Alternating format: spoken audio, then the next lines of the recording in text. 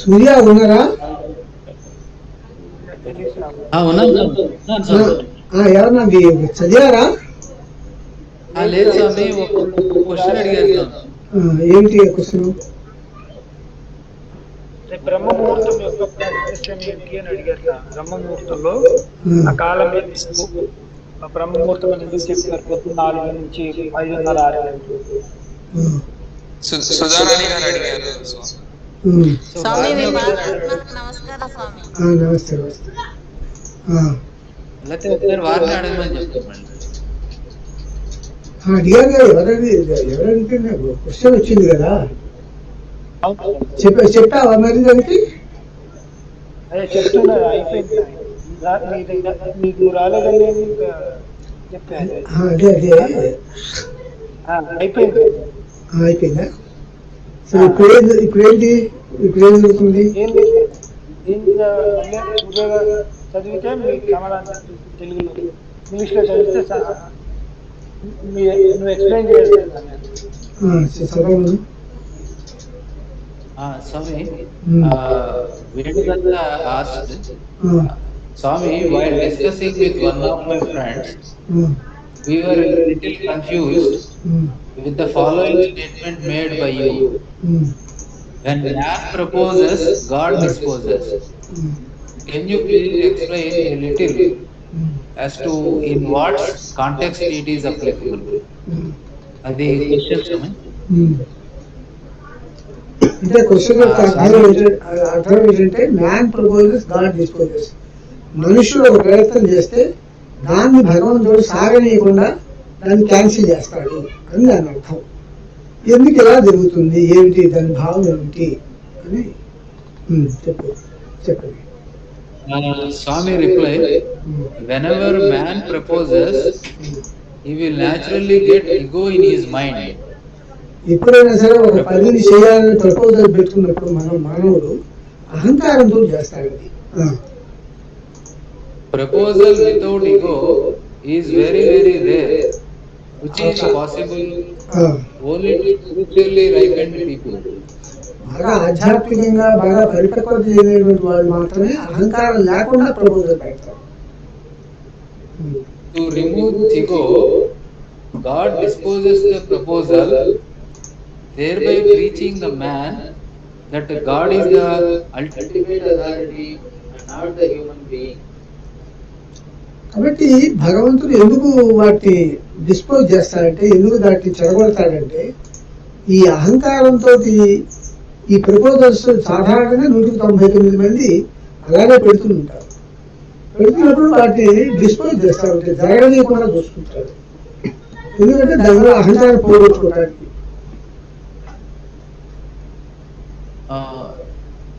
Next question నవ చైతన్య అడిగిన question. దాని క్వశ్చన్ ఏంటంటే, స్వామి, astrology suggest some types of పరిహారమ్స్ to relieve ourselves from our current suffering. Is it true? అది క్వశ్చన్ ఏమిటంటే, జ్యోతిష్ శాస్త్ర ప్రకారంగా కొన్ని దానాలు చేయమని చెప్తారు. ఆ దానాలు చేయటం వల్ల మనకు వచ్చినటువంటి ప్రాబ్లమ్స్, డిఫికల్టీస్, వాటి యొక్క తీవ్రత తగ్గుతుంది. మొత్తం ఇన్సిడెంట్ పోదు, మొత్తం టోటల్ 100% రిలీఫ్ రాదు, ఒక 90% దాకా వస్తుంది. 10% అనుభవించాల్సింది తప్పదు. కర్మ సిద్ధాంతం ఇది నిజమైన అట్లా దానాలు చేస్తే ఈ కష్టాలు పోతాయా, తీవ్రత తగ్గుతుందా అని ప్రశ్న. So Swami replied, it is perfectly true. అది పర్ఫెక్ట్ గా correct. You can worship the deities of planets like Surya, Chandra, Kuja, etc. అంటే మనం గ్రహాలు ఉన్నప్పుడు గ్రహాలు జడమైనటువంటి చంద్రుడు, సూర్యుడు అని జడ వస్తువులు, జడ పదార్థాలు. అవి కాదు గ్రహాలంటే, వాటి అధిదేవతలు ఉంటారు. సూర్యనారాయణ సూర్యుడు, చంద్ర మండలానికి చంద్రుడు, అట్లా అధిదేవతలు ఉంటారు. ఆ అధిదేవతలే గ్రహాలు. తర్వాత ఆ అధిదేవతలకు మళ్ళీ అధిదేవతలు ఉంటారు. సూర్యుడికి నారాయణుడు, చంద్రుడికి లక్ష్మి, కుజుడికి సుబ్రహ్మణ్య స్వామి, ఇట్లా 8 సూత్రాల్లో ఉన్నాయి ఆ అధిదేవతలు. అధిదేవతలు గ్రహ మండలాలకు అధిదేవతలు, అధిదేవతలు మళ్ళీ అధిదేవతలు. So the deities of these deities also can be worshipped. కాబట్టి ఆ అధిదేవతలు కూడా మనం పూజ చేయొచ్చు. The deities of planets are the executive powers of God which implement the fruits of deeds of souls in this world. ఈ గ్రహమండలాల అధిదేవతలు సూర్యుడు, చంద్రుడు, కుజుడు వీళ్ళంతా కూడా భగవంతుడి యొక్క ఎగ్జిక్యూటివ్ పవర్స్, అంటే కార్యనిర్వాహక శక్తులు. ప్రపంచాన్ని నడిపేటువంటి పని యొక్క శక్తులు, కార్యాన్ని నడిపేటువంటి శక్తులు, ఎగ్జిక్యూటివ్ పవర్స్. మన ప్రభుత్వానికి సెక్రటరియట్ ఎట్లను ఈ గ్రహాలు అట్లా. So apart from these worships, you have to give food to beggars, and the food shall be specific to the planet. అది ఏ గ్రహం బాగా ఆ గ్రహానికి సంబంధించిన ధాన్యంతో ఆహారం తయారు చేసి బిచ్చగాళ్ళకి దానం చేయడం చెప్తారు. For example, wheat for the sun, rice for moon, red gram for Mars, green gram for Mercury, Indian chickpea for Jupiter, black-eyed pea for Venus, sesame seeds for Saturn, black gram for Rahu, and horse gram for Ketu are specified grains with which the foods have to be prepared. ఆ గ్రహాలు ఏ గ్రహాలకు సంబంధించిన ఏ ధాన్యాలు ఆ ధాన్యాలు చెప్పబడ్డాయి, జైమిని సూత్రాలు చెప్పబడ్డాయి. సూర్యుడికి గోధుమలు, చంద్రుడికి బియ్యము, కుజుడికి కందులు, బుధుడికి పచ్చపెసలు, గురువుకు శనగలు, శుక్రుడికి బొబ్బర్లు లేకపోతే అలసందలు, శనికేమో నూగులు, రాహువుకు మినువులు, కేతువుకు ఉలవలు. వీటి ఏ గ్రహం లేకపోతే ఆ గ్రహం యొక్క ధాన్యంతో తయారు చేసి పిండి వంటలు లాంటివి తయారు చేసి బిచ్చగాళ్ళకి దానం చేయాలి. Next question, Hrishikesh అడిగింది. Question, Swami, sometimes astrology suggests us to donate some food items to beggars as parihara. What should the people of countries where there are no beggars do? How should they do parihara? Rishikesh అడిగాడు, ఒకవేళ కొన్ని countries foreign countries లో beggars ఉన్నారు కొన్ని దేశాల్లో, అట్లాంటప్పుడు ఈ పరిహారాలు ఈ పిండి వంటలు తయారు చేసిన ఎవరికి ఇవ్వాలి, బెగ్గర్స్ లేరు కదా అని అడిగాడు. ఏంటి ప్రశ్న సమాధానం? Swami replied, hungry animals and birds can be fed.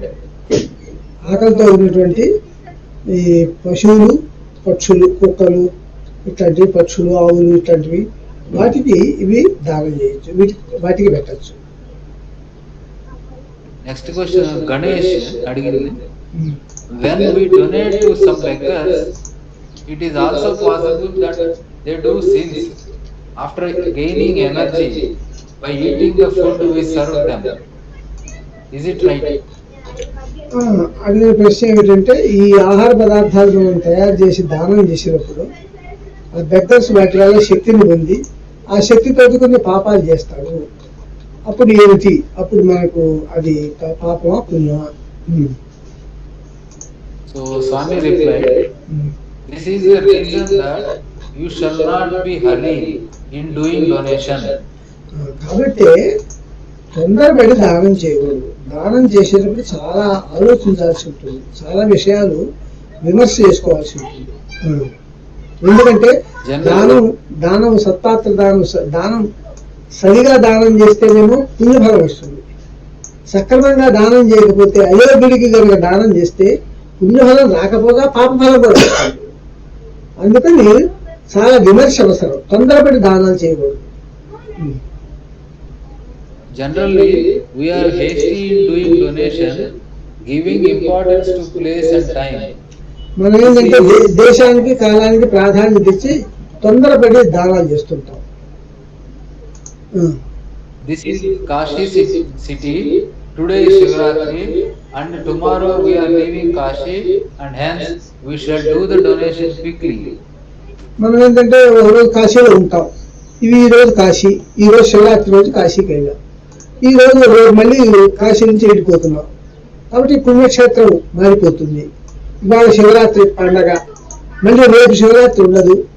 కాబట్టి ఈ రోజే మనం కాశీలో ఉన్నాం కాబట్టి శివరాత్రి రోజు ఈ రోజే తొందరగా దానం చేసి మనం వెళ్ళిపోదాము, మంచి పుణ్యం వస్తుంది, మంచి ఫలితం వస్తుంది అని అనుకుంటాం. In such quick donation, undeserving people receive, and such donation gives us sin. అట్లా తొందరపడి దానం చేస్తున్నప్పుడు ఆ దానాన్ని తీసుకున్నటువంటి వాళ్ళలో అయోగ్యులు ఉంటారు. కొంతమంది అయోగ్యులు దానం తీసుకున్నప్పుడు దానివల్ల మనకు మంచి జరగకపోగా చెడు జరుగుతుంది, ఎందుకంటే అది పాపం కాబట్టి. Hence, the Veda says that the first step before donation shall be samvit, which means knowledge of deserving and undeserving receivers. దానాన్ని గురించి వేదం ఏం చెప్తున్నదంటే మొట్టమొదటి మాట చెప్పింది ఏంటంటే సంవిదాదేయం, జ్ఞానంతో దానం చేయి అని చెప్తున్నది. జ్ఞానం అంటే అక్కడ శబ్దానికి అర్థం ఏమిటంటే ఎవరు యోగ్యులు ఎవరు అయోగ్యులు అని విమర్శ చేసుకోవటం, విచక్షణ చేసుకోవటం. దానికి సంవిత్ అని పేరు. సంవిత్ అంటే జ్ఞానం. ఆ జ్ఞానంతో దానం చెయ్యి అని వేదం చెప్తున్నది. When Krishna donated almost all his wealth to Sudama, neither the place was Kashi nor was the day Shivaratri. ఈ కృష్ణుడు తన సంపదను మొత్తం కుచేరుడు దానం చేశాడు. ఏదో కొద్దిగా మిగిలింది, రుక్మిణీదేవి ఆ చెయ్యి బతుకున్నది కాబట్టి ఆ అటుకులు తినేయకుండా, 3వ పిడికిల అటుకులు తినేయకుండా 2/3 3 వంతుల్లో 2 భాగాలు కుచేరుడికి వెళ్ళిపోయింది ఆయన సంపద మొత్తం. అంత గొప్ప దానం, అంత దానం ఎవరు చేయలేదు, అంత దానం చేశాడు ఆయన.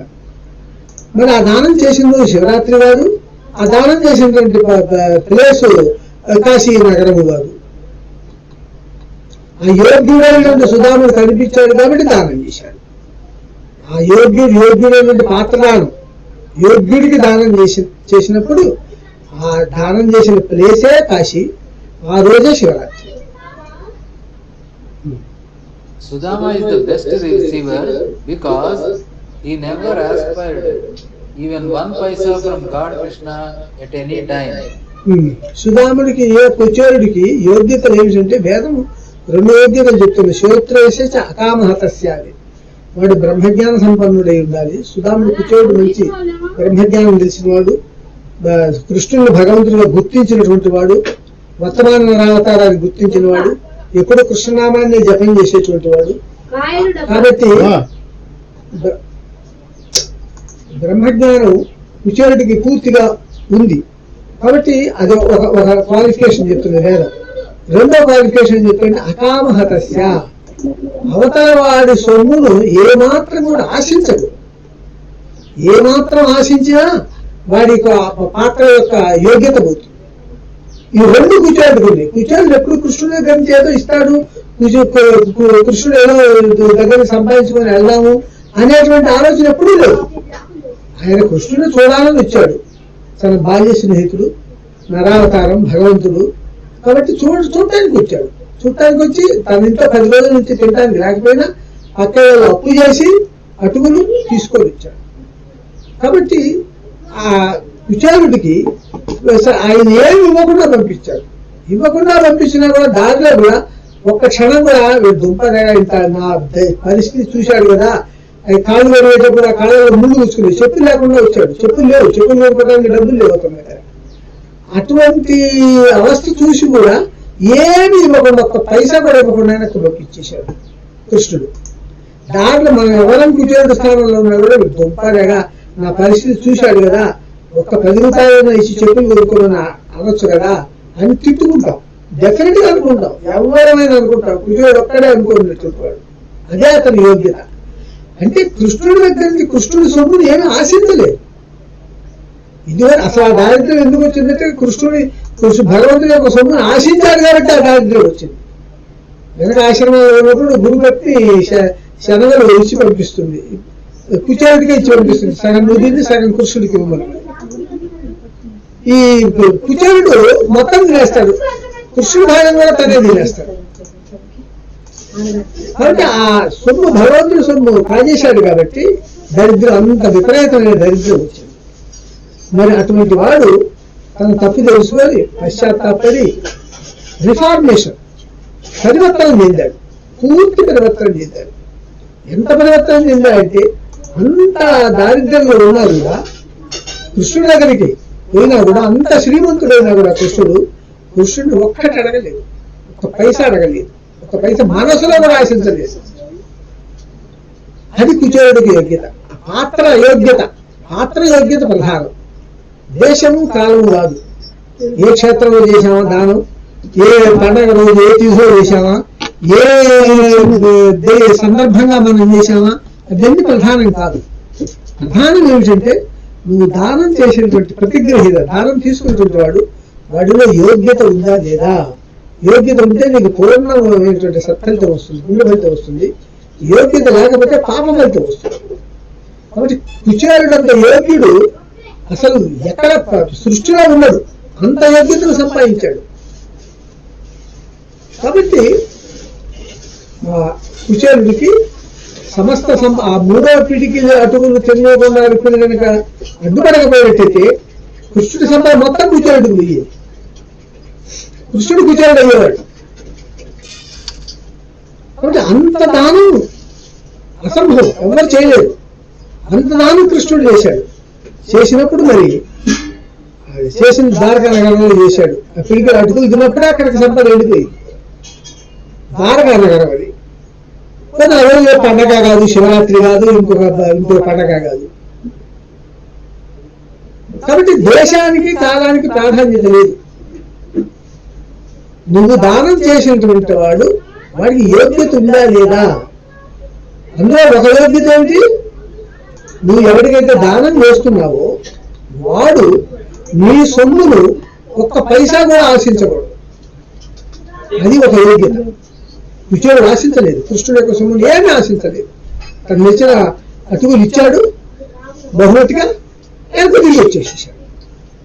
దారిలో మనస్సులో కూడా ఆశించలేదు. ఎందుకంటే కృష్ణుడు సర్వజ్ఞుడు. ఆయన కుచేరుడు యొక్క మనస్సును కనిపెడుతూనే ఉన్నాడు. ఎప్పుడే ఒక్క దారిలో పోయేటప్పుడు ఒక్క తిట్టైనా తను పెడతాడేమో అని చూస్తూ ఉన్నాడు. తిరిగి సంపాదన మాయమైపోయేది. కానీ ఇంటికి పోయేదాకా ఒక్క తిట్టు వచ్చింది. ఆ కృష్ణుడు యొక్క నామాన్నే జపిస్తూ పోయాడు ఇంటికి. Next. Moreover, even though he and his family were suffering with hunger for many days, he brought some flattened rice from neighbors on loan to donate to God Krishna. You must have a lot of patience and observation in deciding the deserving receiver. కాబట్టి పాత్ర ఎవరికి దానం చేస్తున్నామో వాడి యోగ్యత ఏమిటి, అదొక్కటే point. నీకు పుణ్య ఫలితం చేస్తున్నా పాప ఫలితం చేస్తున్నా అని డిసైడ్ చేసేటువంటి పాయింట్ ఒకే ఒక్క పాయింట్. నువ్వు దానం చేస్తున్నటువంటి సొమ్ము ఎవరికైతే దానం చేస్తున్నావో వాడికి యోగ్యత ఉందా లేదా, వాడు దైవ భక్తుడా కాదా, దైవ మార్గంలో ఉన్నాడా లేదా అని ఒక పాయింట్. రెండోది, వాడు నీ సొమ్ముని ఏం ఆశించకూడదు. అది రెండో పాయింట్. అటువంటి రెండు లక్షణాలు అయినటువంటి యోగ్యుడైన పాత్రుడు చిక్కినప్పుడు నువ్వు దానం చేస్తే కంప్లీట్ గా పుణ్య ఫలితం వస్తుంది. Till you find the deserving receiver, you shall accumulate your donations in a box, and when you find the proper receiver, you can donate the entire box to him. దానికి ఒక ఉపాయం చెప్తున్నారు స్వామి. ఏమిటంటే, నువ్వు అయ్యో ఇవాళ కాశీనగరంలో ఉన్నావు, ఇవాళ శివరాత్రి మళ్ళీ వెళ్ళిపోతుంది, కాశీనగరం నుంచి రేపు వెళ్ళిపోతున్నావు, ఈ తొందర పనికిరాదు. నువ్వేం చేస్తావంటే, నువ్వు దానం చేయవలసినటువంటి డబ్బులన్నీ కూడా ఒక పెట్టెలో వేసి దాచిపెట్టి నువ్వు అబ్జర్వ్ చేస్తూ పో, ఎవడు యోగ్యుడా అని. దానికి టైం తీసుకో. జ్ఞానయోగానికి టైం అంతా కూడా జ్ఞానం నేర్చుకోవడానికి తీసుకోవాలి. జ్ఞానం మొత్తం వచ్చిన తర్వాత భక్తి దానంతటే వస్తుంది, కర్మయోగం కూడా దానంతటే వచ్చేస్తుంది. అలానే యోగ్యుడైనటువంటి వాడు ఎవడు అని అబ్జర్వ్ చేస్తూ టెస్ట్ చేస్తూ వెళ్ళిపో. ఎప్పుడైతే నీ కంప్లీట్ గా యోగ్యుడు ఎప్పుడైతే చిక్కుతాడో వాడికి ఆ పెట్టి మొత్తం దానం చేయి, మొత్తం. ఎందుకంటే మొత్తం పుణ్యఫలం వస్తుంది నీకు. నువ్వు దానం చేసిన ప్రతి పైసా కూడా నీకు పుణ్యఫలాన్ని తీసుకొస్తున్నాడు. అందులో కొంత పాప బలాన్ని కొంత పుణ్య బలాన్ని కాదు, మొత్తం పుణ్య బలాన్ని తీసుకొస్తుంది అది. కాబట్టి పాత్రత ఉందా లేదా, యోగ్యత ఉందా లేదా అనేది మనం పరీక్షించడం చాలా ముఖ్యం దానంలో. దానం ఏంటంటే రెండు వైపులా పదునున్న కత్తి. చేస్తే యోగ్యుడికి చేస్తే పుణ్యఫలం, అయోగ్యుడికి చేస్తే పాపఫలం. అది. The Vedas says 2 points regarding the deservingness of the receiver. First, he must have the true spiritual knowledge of the Veda, and second, he shall not aspire even a single paisa from you. Shrotriyasya akamahatasya Veda. So, next question, Bharat Krishna. Swami, these days, dogs are pet animals to a huge number of people. సూర్య గారు పవన్ మాట్లాడుతున్నాం. స్వామి ఇందాక చెప్పిన ప్రశ్నకి ఒక చిన్న అనుబంధ ప్రశ్న వస్తుంది ఇప్పుడు విన్న తర్వాత. నేను ఇప్పుడు మనకి గుడి గోపురాల దగ్గర చేసేటటువంటి అన్నదానం, అక్కడ యోగ్యత అయోగ్యత అనేది మనం చూసే స్థితి ఉండదు. మన అందరం అక్కడ అన్నదానం జరగాలని ఆశించే చేస్తాం. ఇప్పుడు ఏం తిరుమల తిరుపతి దేవస్థానం దగ్గర కూడా మనం అన్నదానం చేస్తున్నారు మన వాళ్ళు. ఇప్పుడు దాన్ని మనం ఎలా అక్కడ క్వాలిఫై చేయగలం స్వామి? అక్కడ క్వాలిఫై చేసే స్థితి మనకి నేను వెనక జ్ఞానంలో స్పిరిచువల్ నాలెడ్జ్ లో ఒక ఒక మెసేజ్ లో చెప్పాను. ఇదే విషయం, ఇదే పాయింట్ మీద తిరుపతి దేవస్థానం ట్రస్ట్ కు సలహా ఇచ్చాను నేను. మీరు దర్శనం చేయడానికి వచ్చిన భక్తులకు అన్నదానం చేస్తున్నారు. ఇందులో వాళ్ళ అన్నం వాళ్ళు తినగలిగిన శక్తి బోధంత మందికి ఉంది. చాలా మందికి శక్తి ఉంది. శక్తి లేని వాళ్ళకు, బీద వాళ్లకు దానం చేస్తున్నామని బోధి పెట్టండి. భక్తులకు అన్నదానం కాదు, బీద వాళ్లకు, దరిద్రులకు, పిచ్చగాళ్లకు, లేదా వచ్చేటువంటి భక్తుల్లో కూడా అన్నం కూలినాలు చేసి బతికే వాళ్ళు ఉంటారు కొంతమంది. అటువంటి బీద వాళ్ళకు అన్నదానం అని బోధి పెట్టండి. పెట్టి మిగతా వాడు పక్కన హోటల్ బయట బయట ఉన్నాయి, వాటికి డబ్బులు పే చేసి తిరగలిగిన శక్తి ఉంది. లేకపోతే ఇంకొక సెక్షన్ హోటల్ లాగా బయట వాళ్ళు ఎట్లా తీసుకుంటున్నారో ధనం, అలా ధనాన్ని తీసుకోండి. బయట ఛార్జ్ పే చేయగలిగిన వాళ్ళు అక్కడ పే చేస్తారు, పేదవాడు అనుకున్నవాడు ఇక్కడికి పోతాడు. ఎవడు పే చేయగలిగినటువంటి స్థితిలో ఉండి ఈ పేదవాళ్ళ దీనికి పోతాడు. అట్లా పోతే నిజంగా పేదవాడిని అయిపోతాను, భగవంతుడి దగ్గర ఇట్లా ద్రోహం చేస్తే భయం ఉంటుంది. అందుకని ఇప్పుడు వెళ్ళాడు, పై తిరుపతిలో దర్శనం చేసుకున్నాడు. దర్శనం చేసుకున్నప్పుడు 2 సెక్షన్లు పెట్టండి. ఇదిగో భోజనానికి 50 రూపాయలు, 60 రూపాయలు ఉంటుంది కదా హోటల్ ఛార్జీలు. ఆ 50 రూపాయలు 60 రూపాయలతో ఒక సెక్షన్, ఒక బిల్డింగ్. ఇంకో బిల్డింగ్ కేవలం పేదవాడికి, బెచ్చగాళ్ళకు మాత్రమే. ఇది నువ్వేం దాన్ని టెస్ట్ చేయ అవసరం లేదు. నీకు వైట్ కార్డు ఉందా లేదా అని అడగడం కూడా అవసరం లేదు. ఆటోమేటిక్ గా ఈ కేపబిలిటీ ఉన్నటువంటి వాళ్ళు ఈ మొదటి బిల్డింగ్ లోకి పోతారు. వెళ్తే ఆ డబ్బులు వస్తాయి కదా, ఆ డబ్బులతో రెండో బిల్డింగ్ మెటీరియల్స్ కొనొచ్చు కదా, ఇంకా మరింత చేయొచ్చు కదా. అట్లా అన్నదానం ఏమి లేదు. కేవలం బిచ్చగాళ్ళని ఐడెంటిఫై చేసి బెగ్గర్ హోమ్స్ లాంటివి పెట్టి వాళ్ళకి అన్నము, వస్త్రము, రోగానికి మందు, ఈ 3 కేవలం ఈ 3 సప్లై చేస్తూ ఒక బెగ్గర్ హోమ్స్ కాంటాక్ట్ చేయండి. అది ఒక మార్గం. చెప్పాను, నేను మెసేజ్ చెప్పాను.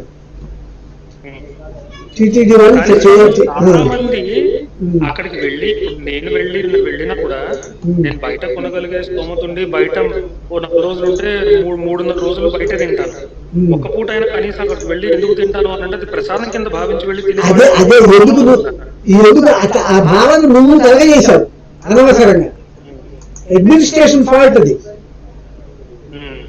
ప్రసాదం ఏంటి, ఆయన నైవేద్యం పెట్టిన ప్రసాదం అవును ప్రసాదం అట్లా అట్లా అనుకునేటైతే ఒక బిల్డింగ్ 2 బిల్డింగ్లు ఏర్పాటు చేయబడుతున్నాగా. మొదటి బిల్డింగ్ లో కూడా నైవేద్యం పెట్టింది, మొదటి బిల్డింగ్ వస్తుంది, అంతా నైవేద్యం పెట్టారు. వాళ్ళు స్వామివారి మూలాటి దగ్గర నైవేద్యం పెట్టారు, అక్కడి నుంచే నైవేద్యం పెడతారు. అది పెద్ద అది అది వాళ్ళు ఫోర్స్ చేయడం ఎందుకంటే కేపబిలిటీ ఉన్నప్పుడు వాళ్ళని అవకాశం కూడా భక్తులకు ఇవ్వచ్చు. తీసుకోండి, ఇప్పుడు అందరికీ ఈ 50 రూపాయలు భోజనం అని పెట్టండి, పెట్టి కొంత అమౌంట్ వస్తుంది దాంట్లో. కనీసం ఈ 2 పేదవాళ్ళకు రన్నింగ్ చేసేటువంటి దగ్గర హోమం లేకపోతే ఉచిత దానికి స్ట్రెంత్ వస్తుంది కదా. ఈ దీంట్లో వచ్చేటువంటి డబ్బు పెట్టి మందులు బెచ్చగాళ్ళకు రోగస్తులకు మందులు ఇవ్వచ్చుగా, బెచ్చగాళ్ళకు వాళ్ళకు వస్త్రాలు లేని వాళ్ళకి వస్త్రాలు ఇవ్వచ్చుగా. వీటి భయపెట్టి వీడికి శక్తి ఉన్నా కూడా డబ్బులు పే చేసే శక్తి ఉన్నా కూడా వాడికి భయపెట్టి అమ్మో స్వామివారి ప్రసాదం తినకపోతే చస్తా ఉంటున్నాడు, వాడు భయంతో తింటున్నాడు అక్కడ. బయటికి చాలా మందికి జరుగుతుంది కదా ప్రతిరోజు అక్కడ అన్నదానం అని చెప్పింది నాకు గుర్తొచ్చింది మీరు ఇదివరకు చెప్పారు. కాబట్టి ఇప్పుడు వాళ్ళు చేస్తున్న అన్నదానం ఏమిటంటే పాత్ర యోగ్యతలు పరీక్షించకుండా చేస్తున్నటువంటి విచక్షణారహితమైన అన్నదానం. సంవిధాదేవుడు సంయుక్తో స్నానం చేయన్నాడు. సంయుక్త అంటే ఏమిటంటే పాత్ర యోగ్యత విచక్షణ జ్ఞానం సంయుక్త. సంయుక్త అంటే ఎవరు పాత్రుడు ఎవరు అపాత్రుడు, డబ్బులు వాడు అపాత్రుడు, టికెట్ కొనగలిగిన వాడు వాడికి ఉచితంగా పెట్టడం అది ఇది ఆ అమౌంట్ లేని వాడికి ఇంకా మిగతా సేవ చేయడానికి ఉపయోగించవచ్చు కదా. అది కాబట్టి అక్కడ అన్నదానం విచక్షణారహితంగా గుడ్డిగా చేస్తున్నారు. ఇప్పుడు మనం కనుక కాశీలో కాశీ ఇది కాశీ వాళ్ళ శివరాత్రి రేపు వెళ్ళిపోతున్నాం, ఈ 100 రూపాయలు ఎవరికోవడం దానం చేయాలి, తల 10 రూపాయలు ఎవరికోవద్దు. అందులో కొంతమంది దగ్గర తీసుకున్న 10 రూపాయలు పెట్టి చక్కెర తాగేవాడు, సిగరెట్ తాగేవాడు, సారాయి తాగేవాడు, ఆ పాపం వస్తుంది. అందులో ఒక 4 మంచి వ్యక్తిగా ఉండొచ్చు నువ్వు దానం చేసే ప్రచారాలు, 6 అపాత్రులు ఉంటారు. కాబట్టి నువ్వు దానం చేసింది ఎంతో తెలుసా, నువ్వు దానం చేసింది 40 రూపాయలే దానం చేసావు, 60 రూపాయలు నువ్వు దానం చేయా, దాని నీకు పుణ్య ఫలితం రాదు. సరే పోయి పుణ్య ఫలితం రాకపోతే నా దగ్గర చాలా డబ్బు ఉంది, వేస్ట్ అయితే వేస్ట్ కదా అయింది అని అనుకోవడానికి లేదు. ఎందుకంటే ఆ 60 రూపాయల పాపం అయితే వస్తుంది, నువ్వు 60 రూపాయలకు పాపం కొనుక్కున్నావు, 40 రూపాయలు పుణ్యం కొనుక్కున్నావు కదా. ఎందుకు ఎవడో వెనకడికి డబ్బులు ఇచ్చి కొట్టించుకున్నట్ట ఈప్ మీద, నాకు ఈప్ మీద పిడికిలు గుద్దుమని అడిగట, నాకు పని అన్నట్టు, అదే గుద్దుకు రూపాయి ఇస్తాను కదా పే చేసి దేవుడి దగ్గర పోయి పుణ్యం కొనుక్కోవాలి, పాపం ఎందుకు కొనుక్కోవాలి అపాత్రవాదం చేసి. అందులో భారతంలో విదురు నీతుల్లో విదురుడు నీతులు చెప్తాడు, పాత్రులకు ఈయకునికి అపాత్రులకు ఈగి 2 పాపములుసువే. యోగ్యుడికి ఇవ్వకపోవటం పాపం, అయోగ్యుడికి ఇవ్వడం పాపం, ఈ 2 పాపాలే మహారాజా అంటాడు విదురు నీతుల్లో. కాబట్టి నువ్వు ఎందుకంటే దైవక్షేత్రానికి పోయి పాపాలు పోగొట్టుకొని పుణ్యాన్ని తెచ్చుకోవడానికి దైవక్షేత్రానికి పోయేది, నువ్వు అక్కడ పాపం కొనుక్కొని వస్తున్నావు నీ తొందరపాటు వల్ల. ఎందుకంటే దానం అనేది అపాత్ర దానం చేస్తే వేస్ట్ అంటే పర్వాలేదు, దాన్ని నెగ్లెక్ట్ చేయొచ్చు. నాకు 60 రూపాయలు వేస్ట్ అయితే నాకు లెక్కలేదు, నాకు లక్షలు నా దగ్గర డబ్బులు, అప్పుడు పర్వాలి, అప్పుడు దీన్ని ఇంత సీరియస్ గా తీసుకోవాల్సిన లేదు డిస్కషన్ కు. నువ్వు +40 -60 మొత్తం టోటల్ బ్యాలెన్స్ ఏంటంటే -20.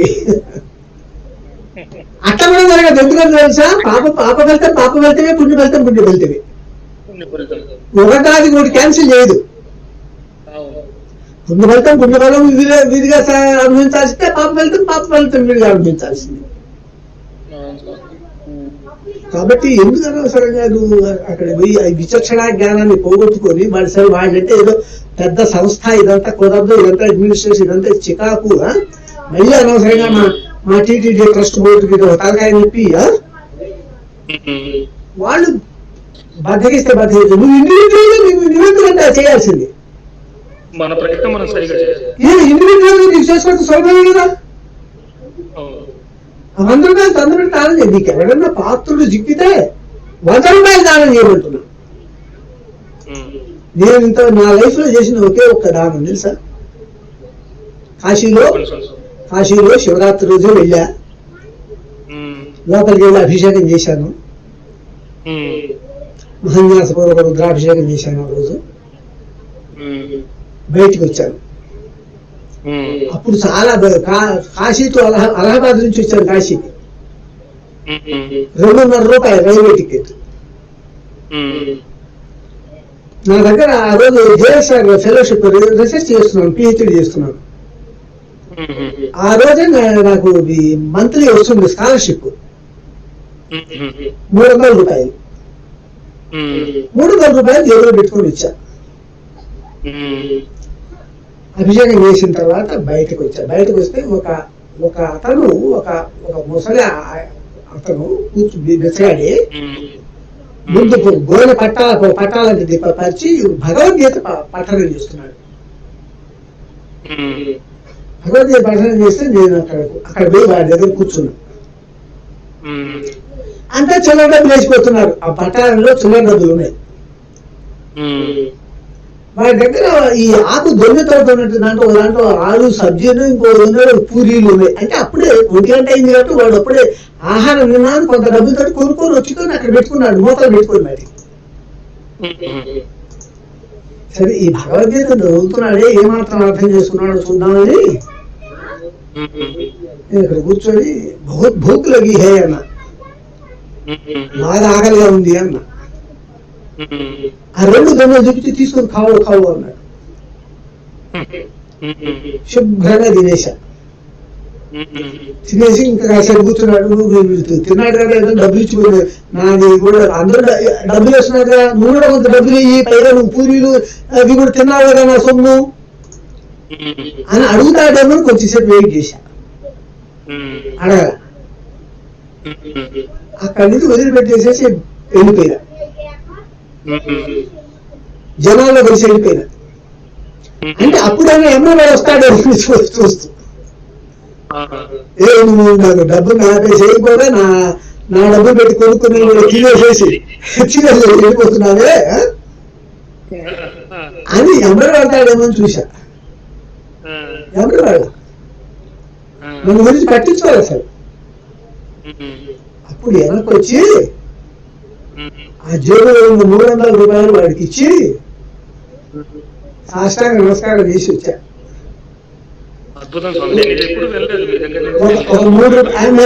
మర్చిపోయి ఇంకో స్టెప్ కూడా చేశా.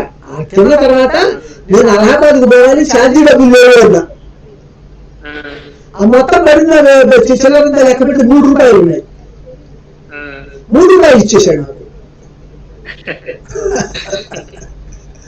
200 రూపాయలు పెట్టి టికెట్ కొనుక్కున్నాను. 300 రూపాయలు జేబులో పెట్టుకొని పోయి 10 రూపాయల కంటే వెనక్కి తిరిగి వచ్చాను.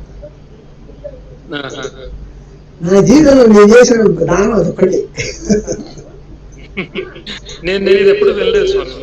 చాలా సార్లు చెప్పారు సత్సంగా, వెనక చేసిన సత్సంగా అనేక సార్లు చెప్పారు. ఇది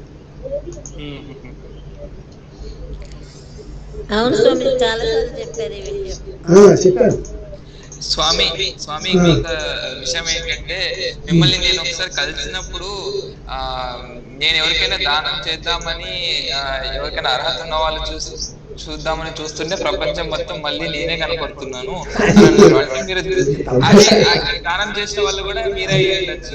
అదేంటంటే జోక్గా తమాషగా ఒకసారి నా వైఫ్ ఉంది,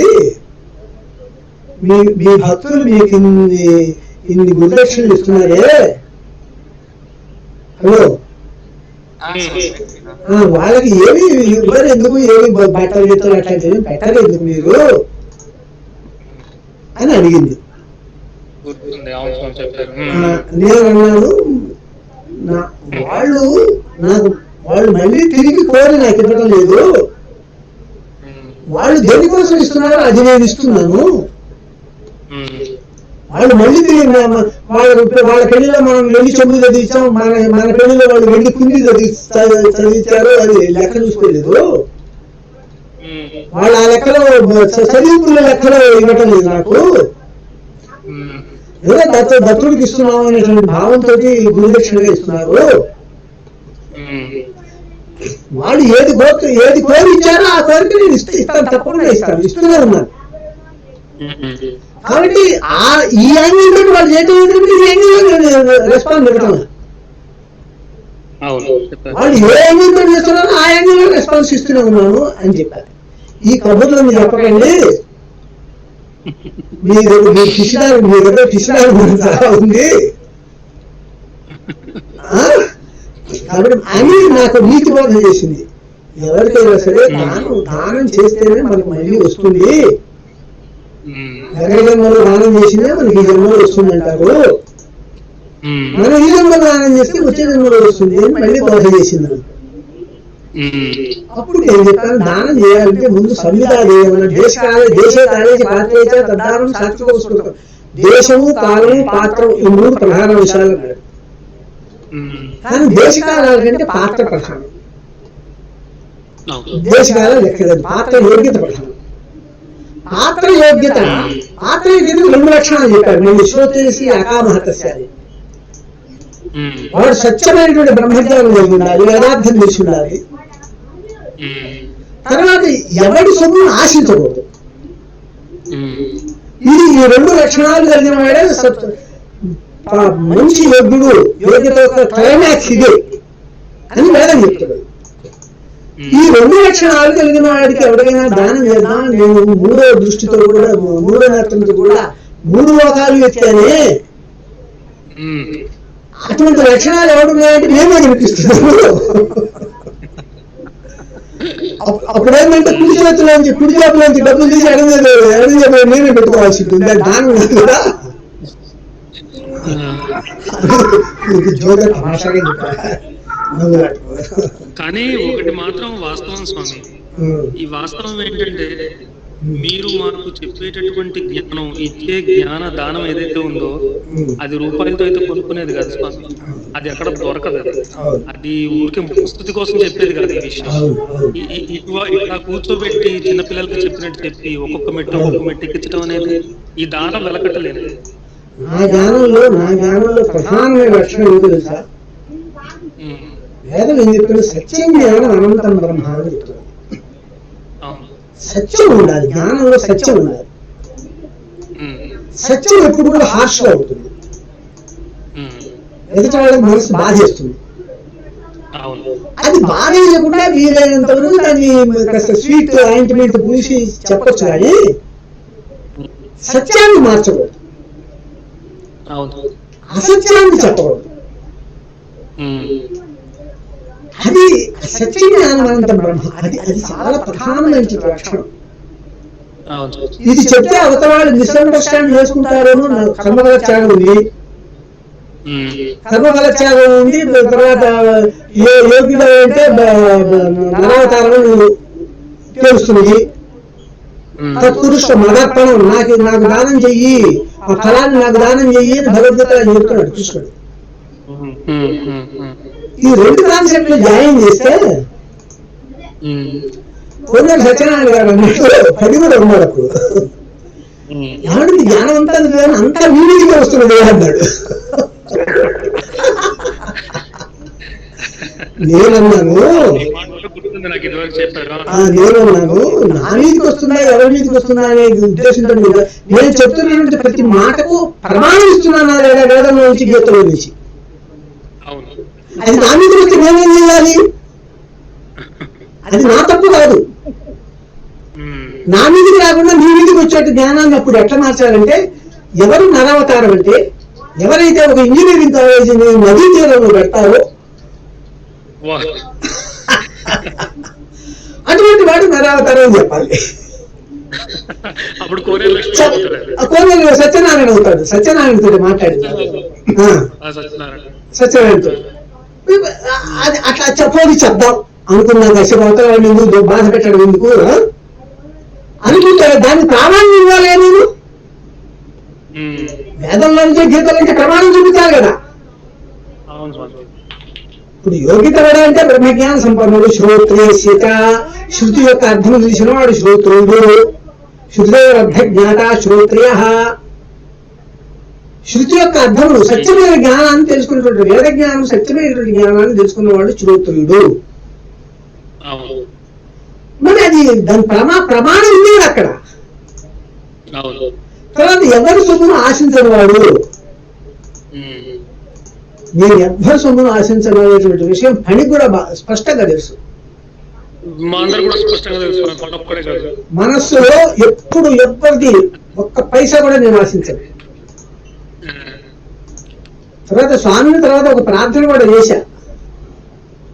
ఆయన ఎక్కువ ధనం ఇస్తుంటే, స్వామి పాపపు ధనం లేకుండా కర్మఫల త్యాగం అన్నారు కదా, పుణ్యధనాన్ని నాకు గురుదక్షిణగా ఇచ్చేట్టు చేయగాని పాపధనాన్ని వద్దు అని కూడా నేను ఆయన ప్రార్థన చేసి చెప్పాను. కండిషన్ పెట్టి ఆయన అన్నాడు, నువ్వు జ్ఞాన ప్రచారాన్ని నేను ఎన్నుకున్నాను అన్నప్పుడు, సరే నీకు తెలుసు కదా ఆ ఇన్సిడెంట్ లక్షణాలు చెప్పుకుంటా అందరికి. మూడోసారి ఏమన్నాయంటే, నేను అది వేరే మార్గంలో ఇస్తాగా అన్నాడు. వేరే మార్గంలో ఇస్తాగా అన్నప్పుడు దానికి నేనే కండిషన్ పెట్టాలి ఆ రోజు. కానీ తర్వాత కండిషన్లు పెట్టా, పాపపు ద్రవ్యం మాత్రం నాకు రాకుండా చెయ్యి, దానివల్ల దుఃఖమే వస్తుంది అని నేను కండిషన్ పెట్టుకున్నా. ఆయన ఇప్పుడు కండిషన్ ఏం పెట్టాడు సార్, ఎవరు నువ్వు ఎవరిది కోరమో అది నాకు తెలుసు. ఎవరైనా వాళ్ళంతటా వాళ్ళు నీకు ఇచ్చినప్పుడు దాన్ని తిరస్కరించకూడదు. దాన్ని తిరస్కరిస్తే నన్ను అవమానం వచ్చినట్టు ఆయన ఒక కండిషన్ పెట్టాడు. కాబట్టి ఇదంతా కూడా ఏదంటే ప్రాక్టికల్ ఫిలాసఫీ. ఇదంతా ఊరికే ఏదో పుస్తకాల్లోంచి కలెక్ట్ చేసిన నాలెడ్జ్ కాదు. ప్రతి దానికి అనుభవం ఉన్నది. అనుభవైక వేద్యం బ్రహ్మ, అనుభవం పరమ ప్రామాణ్యం. Practically experienced philosophy.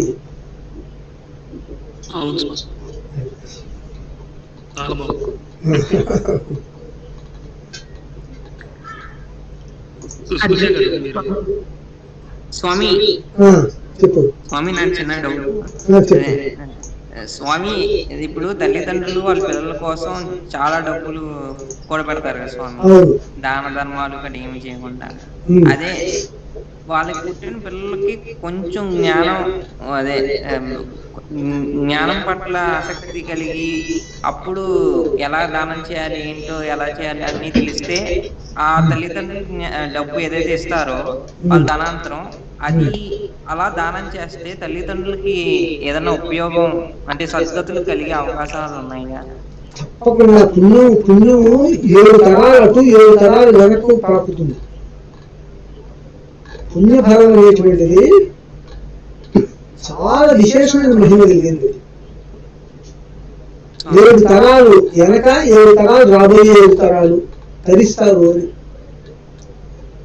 కాబట్టి అది ఆ రోజు విష్ణుదత్తుడు దత్తప్రభువును, దత్తస్వామిని, దత్తుణ్ణి భోజనాన్ని పిలిచి శ్రాద్ధంలో ఆయన భక్తగా పిలిచి స్వామి. దక్షిణ తాంబూల దక్షిణ వస్త్ర భోజనాలు అవన్నీ ఇచ్చినప్పుడు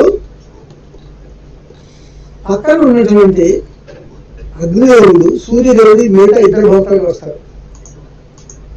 వాళ్ళు అంటారు విష్ణుదత్తుడితోటి, నీవు ఈ స్వామికి చేసినటువంటి భోక్తగా చేసినటువంటి అన్నదానం వస్త్రదానం దక్షిణదానం చేసినటువంటి ఈ పుణ్యం దశపూర్వేషాం దశాపరేషాం, నీకు ముందు 10 తరాలు, నీ తర్వాత రాబోయే 10 తరాల వరకు తరిస్తావు అని.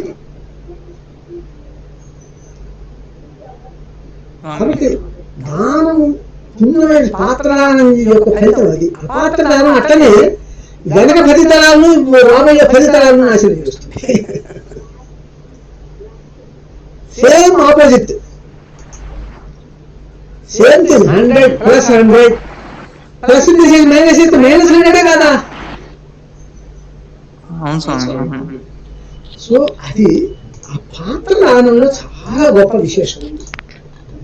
అర్జునానికి మా ఊళ్ళో వెల్లంకి నారాయణ శాస్త్రి గారు ధర్మశాస్త్రంలో చాలా గొప్ప పండితుడు, చాలా ప్రసిద్ధ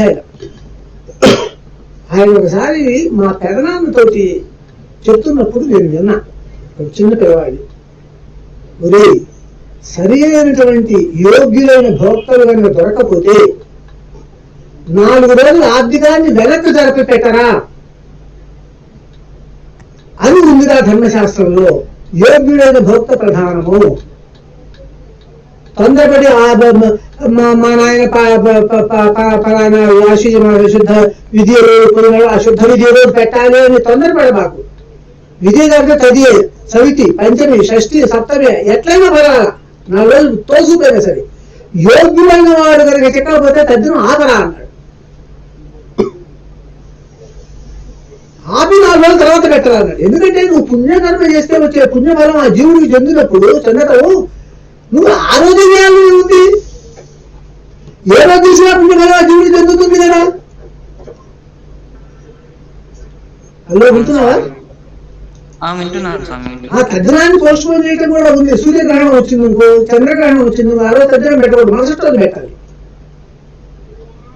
ఒక చిన్న జాగ్రఫికల్ థింగ్స్ కోసం తద్దినాన్ని పోస్ట్ పోన్ చేయగలిగినప్పుడు, పోస్ట్ పోన్ చేయడానికి అవకాశం ఉన్నప్పుడు ఇది పాత్రుడు చెప్పకపోవటం అనేటువంటిది అది ఎంత ఇంపార్టెంట్ పాయింట్. అవును స్వామి. సూర్యగ్రహణానికే నువ్వు నెక్స్ట్ డేకి పోస్ట్ పోన్ చేశావే. నీకు పాత్రుడు 10 రోజుల తర్వాత వస్తాడు, నా 10 రోజుల దాకా వీలు కాదు, ఏదో ఇదిలో ఉన్నాడు, పనిలో ఉన్నాడు, 10 రోజుల తర్వాత పెట్టు. ఆ పాత్రుడికి అందుకే ఎవరి కోసం తద్దినాలు పెడుతున్నాడు వాడు తరిస్తాడు. ఎందుకంటే కాలం ప్రధానం కాదు, పాత్రుడు ప్రధానం. అర్థమైంది స్వామి. అది నమస్కారం స్వామి. ఒక చిన్న సంశయం స్వామి. ఒకవేళ దయచేసి పేరు చెప్పి ప్రశ్న అడగండి. సుధారాణి స్వామి. ఇలా ఆ పాత్రలకు మనము దానం భోజనం లాంటివి పెట్టాల్సి వస్తే వారికి కొంత జ్ఞానాన్ని చెప్పి మనం భోజనం పెడితే సరిపోతుందా స్వామి? అంటే ఒకటి దీంట్లో ఆపద్ధర్మం ఒకటి ఉంది. ఇది మామూలుగా దానాదులు చేసేటువంటి ధర్మం. ఇది ఆపద్ధర్మం అని ఒకటి ఉంది. వాడు పరమయోగ్యుడు, ఆకలితో వస్తున్నాడు, వాడికి అన్నం పెట్టాలి. అది ఆపద్ధర్మం. ముందు వాడు ప్రాణాన్ని నిలపాలి, ప్రాణాన్ని నిలిపి వాడికి జ్ఞానం చెప్పాలి. ముందు ఆ జ్ఞానం విన్న తర్వాత తర్వాత వస్తే అన్నం పెడతాను అనకూడదు.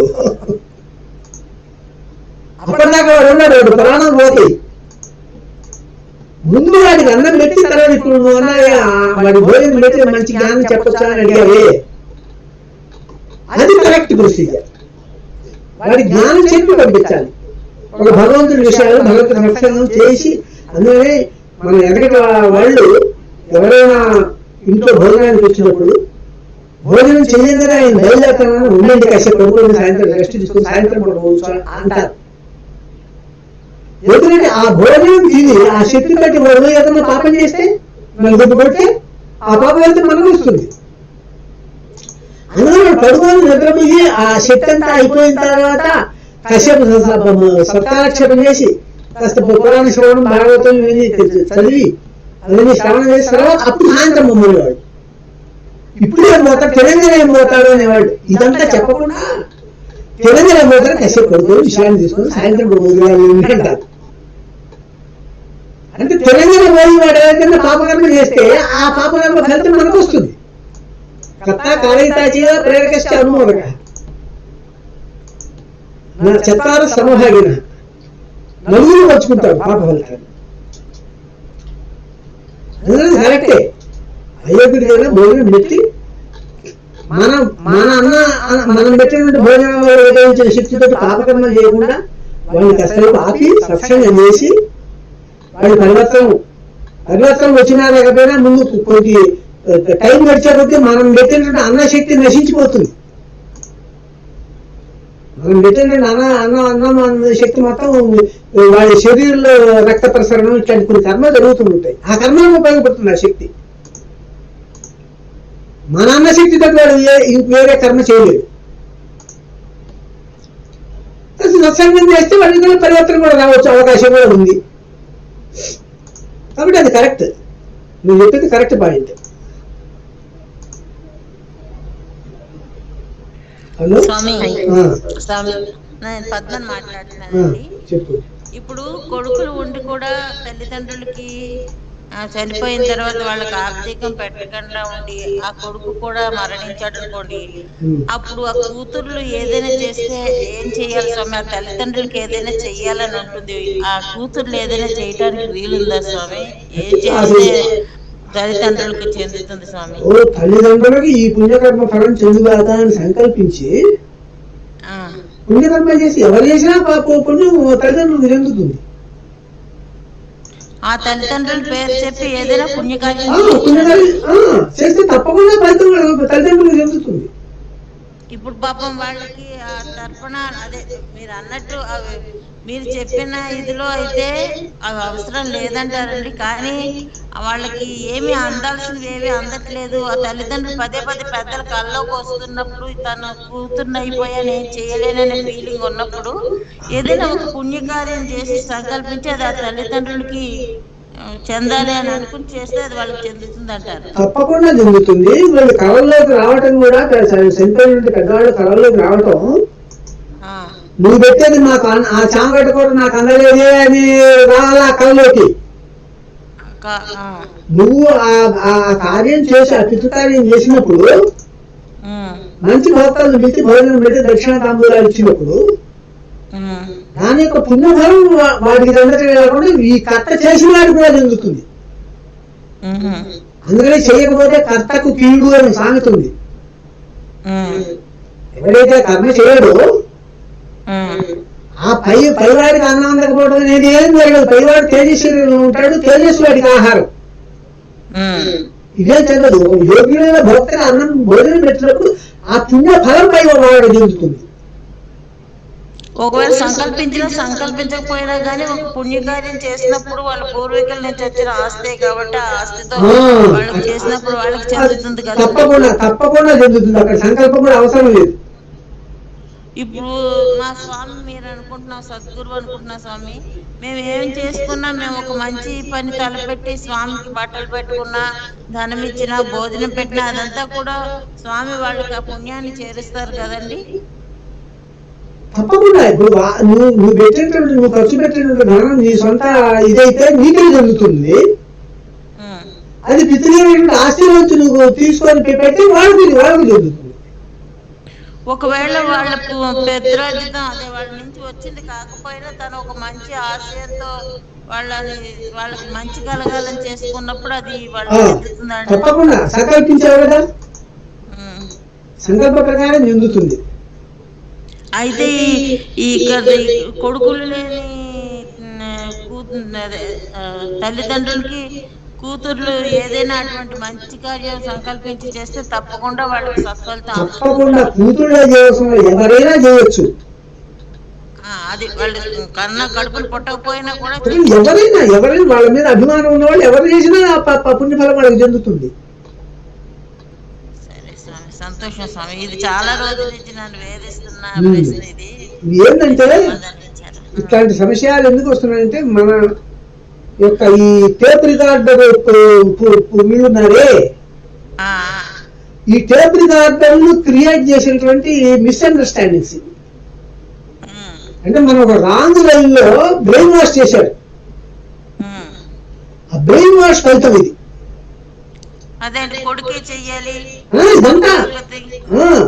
అదంతా పాలిటిక్స్, ఎకనామిక్స్ అండ్ పాలిటిక్స్. మా పెద్దవాళ్ళంతా పూర్వీకులంతా నాకు అత్తారు వెంపు అమ్మ నాన్న అందరూ కళ్ళలోకి వస్తూ ఉంటారు స్వామి. పదే పదే నాకు ఫీల్ అవుతా, వాళ్ళకి ఏం చేయలేకపోతున్నా, ఎందుకు వీళ్ళు పదే పదే నాకే కానీ ఎందుకు కనిపిస్తారని నాకు ప్రశ్న తీస్తూ ఉంటుంది. ఏం చేయాలని, నేనేం చేస్తే వాళ్ళకి అందుతుంది అని చెప్పి నాకు ఒక వేదన అండి. వేదన అవసరం లేదు, నువ్వేం చేసినా వాళ్ళకి అందదు. దాని గురించి కాదు, నువ్వు సంకల్పిస్తే వాళ్ళకి అందుతుంది, సంకల్పించకపోయినా చేసినా కూడా నీకు బంధువులు కాబట్టి వాళ్ళకి కూడా కొంత అందుతుంది. అది దాన్ని అది వాళ్ళ కళ్ళలోకి రావటం ఏంటంటే నువ్వు చేసి నువ్వు తరించబడి ఏదైనా మంచి చేస్తారు, మంచి పనులు చేస్తారు. అంతే కదా. ఇప్పుడు వాడు కొడుకు చేయటం లేదు కదా, కర్మ చేయటం లేదు. కర్మ చేయకపోవడం వల్ల ఫలితం, పాప ఫలితం ఎవరు చెప్పారు తెలుసా? చనిపోయిన వాళ్ళకి కాదు, కర్తకు కీడు అన్నాడు. చెయ్యని వాళ్ళకి కీడు అన్నాడు, కర్తకి కీడు రా అన్నాడు. సామెత మనం వెనకటించి వెనక తరతరాల నుంచి వచ్చిన సామెత ఇది. కర్తకు కీడు, దానివల్ల అపకారం జరిగేది వీడికే, కొడుకే. వాడు చనిపోయిన వాడికి ఏం జరగదు. వీడికి కీడు జరిగితే ఆ చనిపోయిన వాడికి కూడా బాగా జరుగుతుందిగా. అందుకని కళ్ళలోకి వస్తున్నాడు, చేరా చేరా చేరా అని. నా కోసం ఏమని కాదు, వాడు వచ్చింది నీ కోసం చేసుకోవాలి.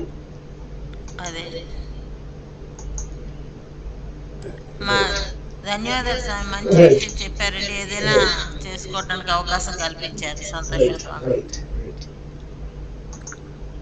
స్వామి నా పేరు చైతన్య స్వామి. నాకు చిన్న క్వశ్చన్ స్వామి. మీరు ఇప్పుడు అపాత్ర దానం మళ్ళీ యోగ్యత గురించి చెప్పారు కదా స్వామి, అది సహాయం కూడా అదే కాన్సెప్ట్ వస్తుందా స్వామి?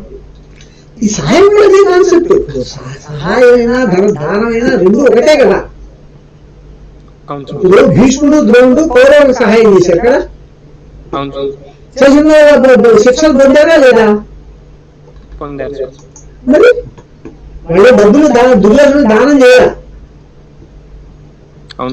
దుర్యోధనుడు సహాయం చేశాడు. సహాయం చేసిన పాప ఫలితం పొందాడు కదా. సహాయమైనా దానమైనా రెండు ఒకటే అర్థం. Two sides of the same coin. స్వామి ఒక చిన్న ప్రశ్న స్వామి. ఒకవేళ నేను నా పేరు సత్యరెడ్డి, నేను నడుచుకుంటే వెళ్ళేటప్పుడు ఎవరన్నా పిలిచి పలానా సాయం చేయ బాబు అంటే అప్పుడు నేను చేయను అనలేం కదా స్వామి. అందుకని మొహమాట పడకూడదు. వీడు ఏం సహాయం అడుగుతున్నాడు, వీడు బ్యాక్గ్రౌండ్ ఏంది, ఈ సహాయం చేయడంలో వీడు వీడు వీడు మంచివాడా కాదా, వీడు మంచి పని చేస్తాడా లేదా, దీనివల్ల చెడు పని చేసి నాకు పాప బదులు నాకు భాగం వంట కట్టాలా, ఇవన్నీ ఆలోచించాలి. అదే నేను చెప్పిన దానం గురించి. సంవిధానం అంటే అదే. తీసుకునేటువంటి దానం తీసుకునేటువంటి వాడి యొక్క యోగ్యతను విచారించాలి.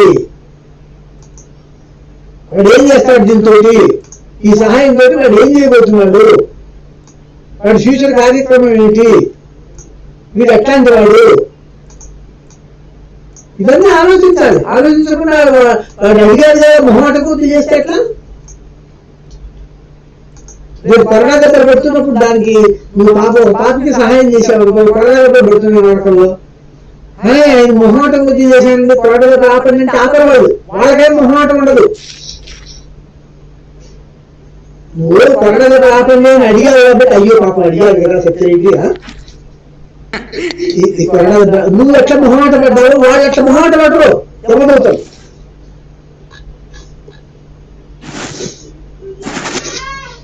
కాబట్టి ఇప్పుడు ఇంతసేపు నేను చెప్పిందంతా విని నువ్వు అడిగిన ప్రశ్న చెప్తుందంటే రామాయణం అంతా విని రాముడికి చేత అవుతుంది అన్నట్టుంది.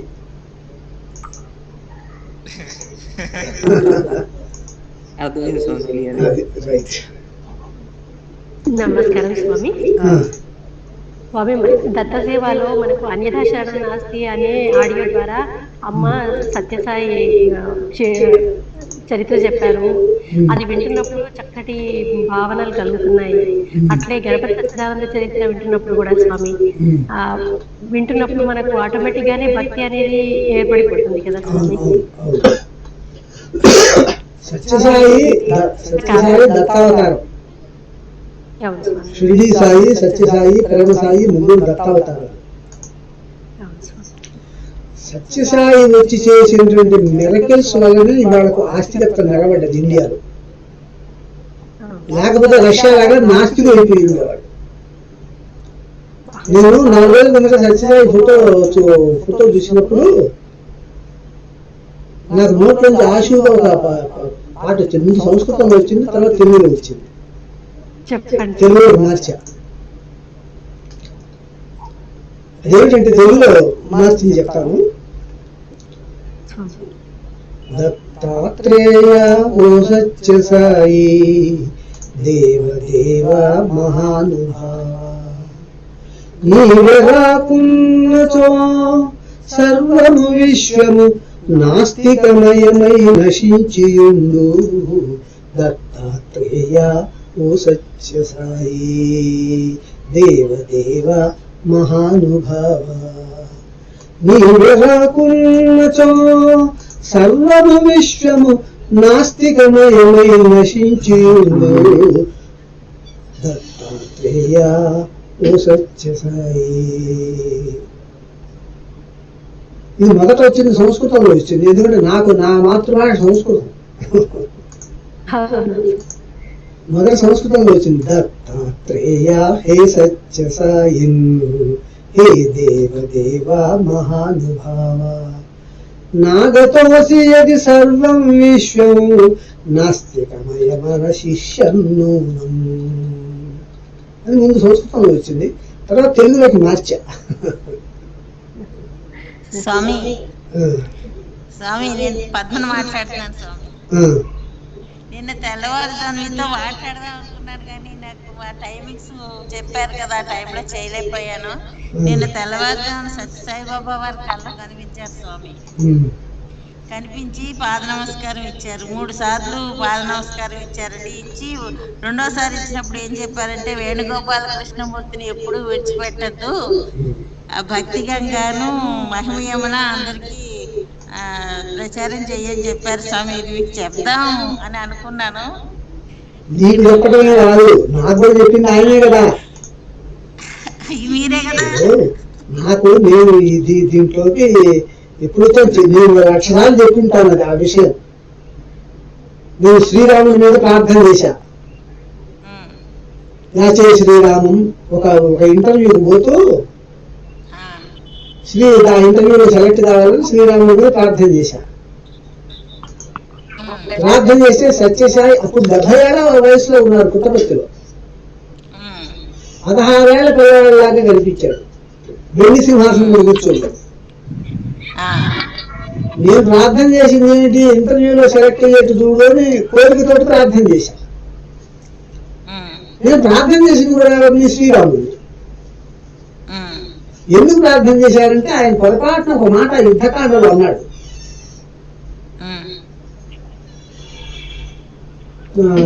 సహృదయ ప్రపన్నాయ తవాస్మీతి యాచతే అభయం సర్వభూతేభ్యో దదామ్యేతద్ వ్రతం మమ అన్నాడు.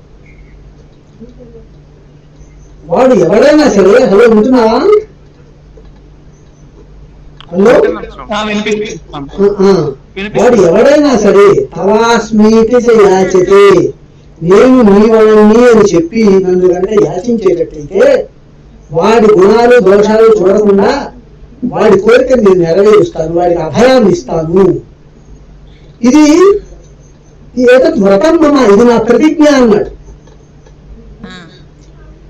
ఆయన అన్న మాటలు ఆయన్నే ఇరికించాలని ఆలోచన చేసి నేను యాచే శ్రీరామం తవాస్మీతి యాచతే అన్నాడు కదా.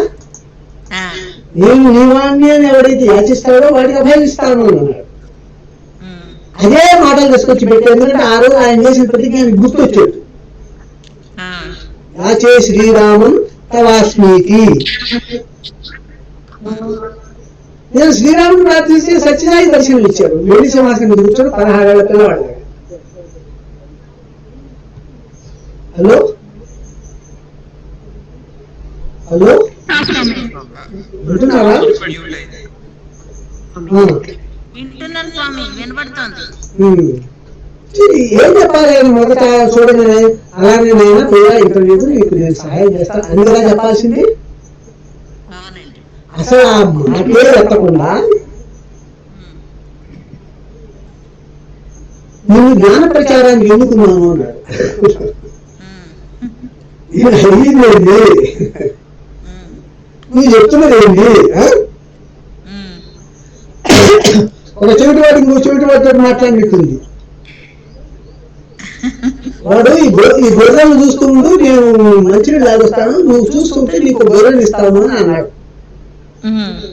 వాడు పై మా మంచి వీడి చెవిటివాడు, వాడు చెవిటివాడి. వీడి కలపాలి అక్కడ నిల్చున్నాడు వాడు ఉరికినే. సరే మంచిని లాగొచ్చి కుంటి గొర్రెలు ఇవ్వబోయినాడు. వీడు నేను తీసుకోరన్నాడు. వాడంటాడు మంచి గొర్రెలను అడుగుతున్నాడు అంటే నీకు గొర్రె ఇస్తానన్నాను కానీ మంచి గొర్రె అనలేదు కదా అంటాడు వాడు. వీడంటాడు నేను ఆ గొర్రె కాదు నేను వరకు పట్టలేదంటాడు వీడు.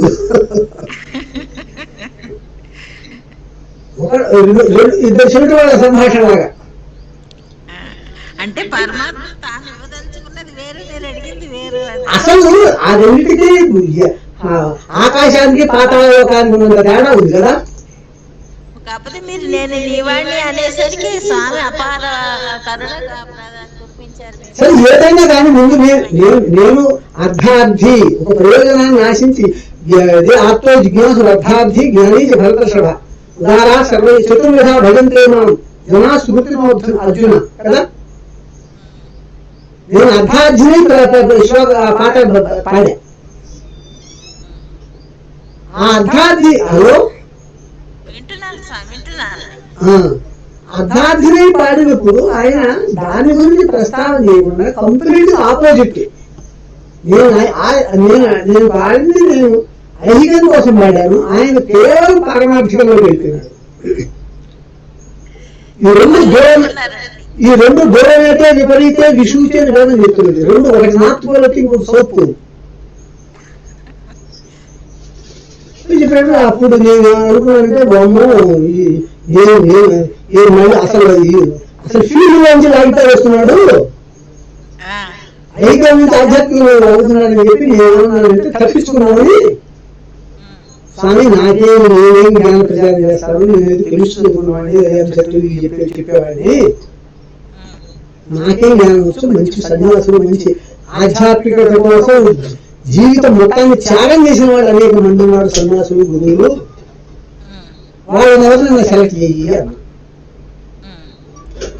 రెండో వాక్యం ఏంటంటే నీకంటే ఎవడున్నాడు జ్ఞాన ప్రచారం చేయటానికి యోగ్యుడు సృష్టిలో ఉన్నాడు. అమ్మాయి వదిలిపెట్టేట్లేదే అని చెప్పి ఇంకా దీంతో ఈ ఇండైరెక్ట్ అన్ని అనవసరం. ముద్దేతలు అవే ఉంటారు హిందీలో, అసలు విషయాన్ని రాని దీంతో అసలు విషయంలోకి వస్తే మంచిది. మీకు ఇండైరెక్ట్ గా పెట్టాలి వరలు ముళ్ళు చెట్టు ఎక్కిస్తున్నాడు, అక్కడి నుంచి కింద చేసి నడ్డి విరిగి నవ్వుతుంది పాట ఉంది. అబ్బాయి అసలు నీకంటే ఎవరున్నాడు ఎప్పుడు అది ముళ్ళు చెట్టు ఎక్కిస్తున్నాడు అని నేను అన్నాను. స్వామి అది కాదు, నా పరిస్థితి ఇట్లా ఉంది, నాకు చాలా పెద్ద కుటుంబం, నాకు ధనం కావాలి, ధనం కోసం నేను వెళ్తున్నాను ఇంటర్వ్యూకు అని ఉన్న విషయం అంతా స్పష్టంగా చెప్పా. మొదటి రెండు వాక్యాలు ఎంతో సీరియస్ గా అడిగిన వాడు ఇది చెప్పేటప్పటికీ ఆయన ఫేస్ ఎలా వచ్చిందంటే అదే అన్నట్టుగా. ఆయన పిల్లికి చెలగాటం వణుకు ప్రాణ సంఘటన అన్నట్టుగా ఉంది. అప్పుడు ఆయనకే చెలగాటకు మనకేం ప్రాణ సంఘటన. అప్పుడు అన్నాడు ఏం పర్వాలేదు, నేను వేరే మార్గం ఇస్తాగా అన్నాడు. ఆ మార్గం ఏందో చెప్పాల. తర్వాత ఏమో ఒక అరగంట సేపు ఆయన మాట్లాడారు. నేను ఆయన పాద నమస్కారం చేశాను. పాద నమస్కారం చేసేప్పుడు మనం మానవ శరీరాన్ని పెట్టుకుని ఏ స్పర్శ జరిగిందో అదే స్పర్శ జరిగింది. ఆయన పాద నమస్కారం ఏం చేయని కాళ్ళు లటక్కను దాచిపెట్టేసుకుని పైకి పెట్టుకున్నాడు కుర్చీలో.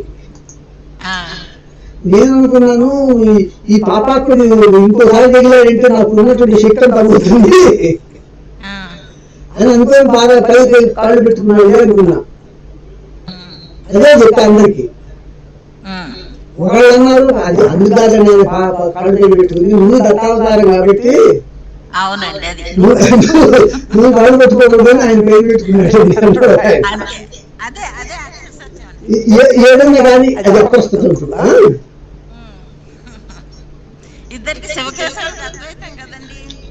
కాబట్టి ఆయన అప్పుడు నేనేం దుష్ట ఆలోచన ఏం చేశానంటే ఒక దుష్ట ఆలోచన చేశాను. ఒక నేను జ్ఞాన ప్రచారానికి దిగాను అనుకో, డబ్బులు రాలేదు అనుకో, ఈ పుట్టపర్తిలో ఉన్న సత్యసాయి దర్శనం ఇచ్చారు కదా, పుట్టపర్తి సత్యసాయి అక్కడ కూర్చోలో కూర్చున్నప్పుడు భక్తులు ఉన్నప్పుడు అక్కడ కూర్చొని డౌన్ డౌన్ డౌన్ డౌన్ కేకేద్దాము, నాకు ఇట్లా చెప్పి నన్ను మోసం చేశాడు. ఇప్పుడు అదే శ్రీరాముడు దర్శనం ఇచ్చినట్టయితే నేను భద్రాచలం పోయి కేకేస్తే వాళ్ళు పోలీసులు రిపోర్ట్ ఇచ్చి జైల్లో పెట్టిస్తారు. అసలు రామ విగ్రహం ఏం పలకడుగా. అసలు నా ద్వారా వర్తమాన నరావతారం కాన్సెప్ట్ ప్రాపగేట్ చేయించాలని ఆ ఉద్దేశంతో వర్తమాన నరావతారం ఆయన కాబట్టి ఆ టైంలో ఆయన కనబడ్డాడు. రామావతారం గతించిన నరావతారం కదా. మొత్తం ఇదంతా ఎందుకు చెప్పానంటే ఆయన యొక్క ప్రోద్బలం వల్లనే ఈ జ్ఞాన ప్రచారం అంతా చేయగలిగాను. మూల కారణం ఆయన మొత్తానికి శివుడిని శివుడు పొగుడుకుంటూ ఉంటారు అండి. అందువల్ల మేము సామాన్యులు మాకు తెలియదు కదండి, మీ ఇద్దరు అద్వైత సిద్ధి సంగతి మాకు తెలియదు. కానీ చెప్తున్నాను మీతో అంతే అండి. పాదాలు విడవద్దని చెప్పారు ఆయన. అది కాదు పద్మ, నువ్వు కింద సత్సంగంలో ఇంట్రావైరస్ ఇంజక్షన్ చేశావు. ఆయన ఏం చేశాడంటే ఆపరేషన్ చేసి ముందు లోపల పడదామని ఆపరేషన్ చేశాడు. ఇప్పుడు ఈ సత్సంగంలో నువ్వు పని చేసిన పని చేస్తున్నావు, పెద్ద ఆపరేషన్ చేసి ముందు లోపల పెడతాను.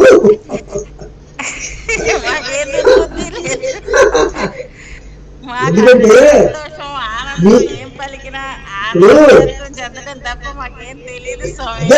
ఎవరి గొడవ వాళ్ళది కాదు.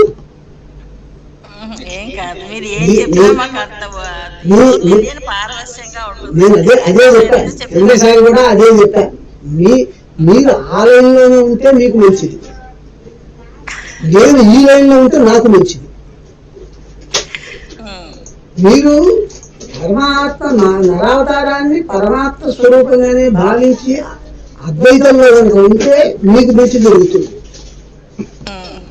మీరు పొందినటువంటి పొగడ్తలకు నేను పొంగిపోయి అద్వైతమే కావాలి, నేను ఈ విధంగా దత్తుని నేను లోపల అనుకున్నాను, అహంకారం వచ్చిందనుకో, మరుక్షణం ఆయన దాని నుంచి బయటకు వెళ్ళిపోతారు.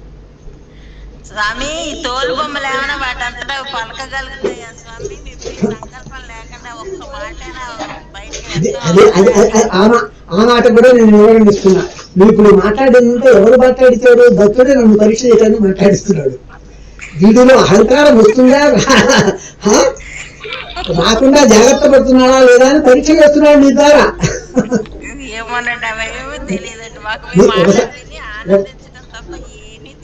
ఒకసారి షిరిడి సాయిబాబా ఇదే మాట అన్నారు, పరీక్షలు మీకే కాదు నాకు కూడా ఉంటాయి అన్నాడు.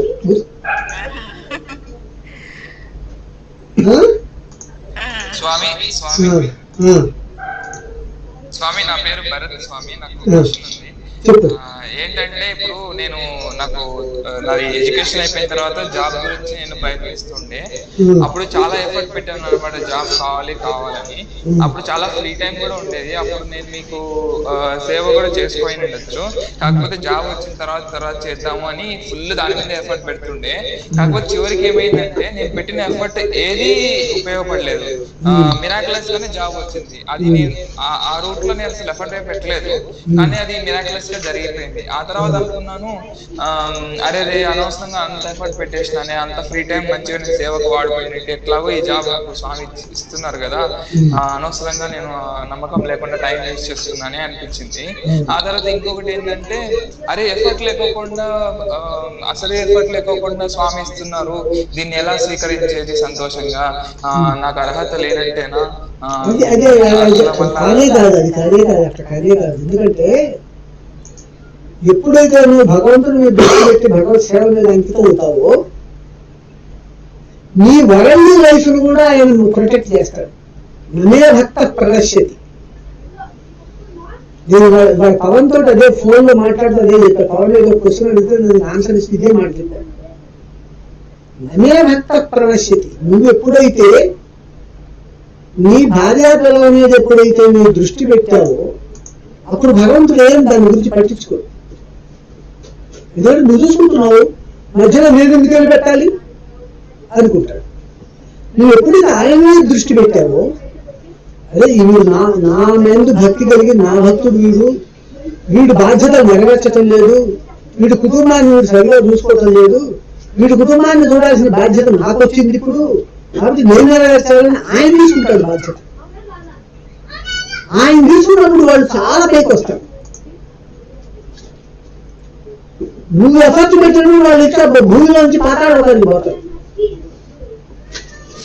నువ్వు ఎప్పుడైతే ఏం లేదు, ఇప్పుడు పైన మనకు చెట్టు పైకి కనిపిస్తుంటుంది కదా, వృక్ష కాండము, ఆకులు, పూలు ఇవన్నీ చెట్టు కనిపిస్తుంది, వేళ్ళు కనిపిస్తే భూమిలో ఉంటుంది, దాగి ఉంటాయి.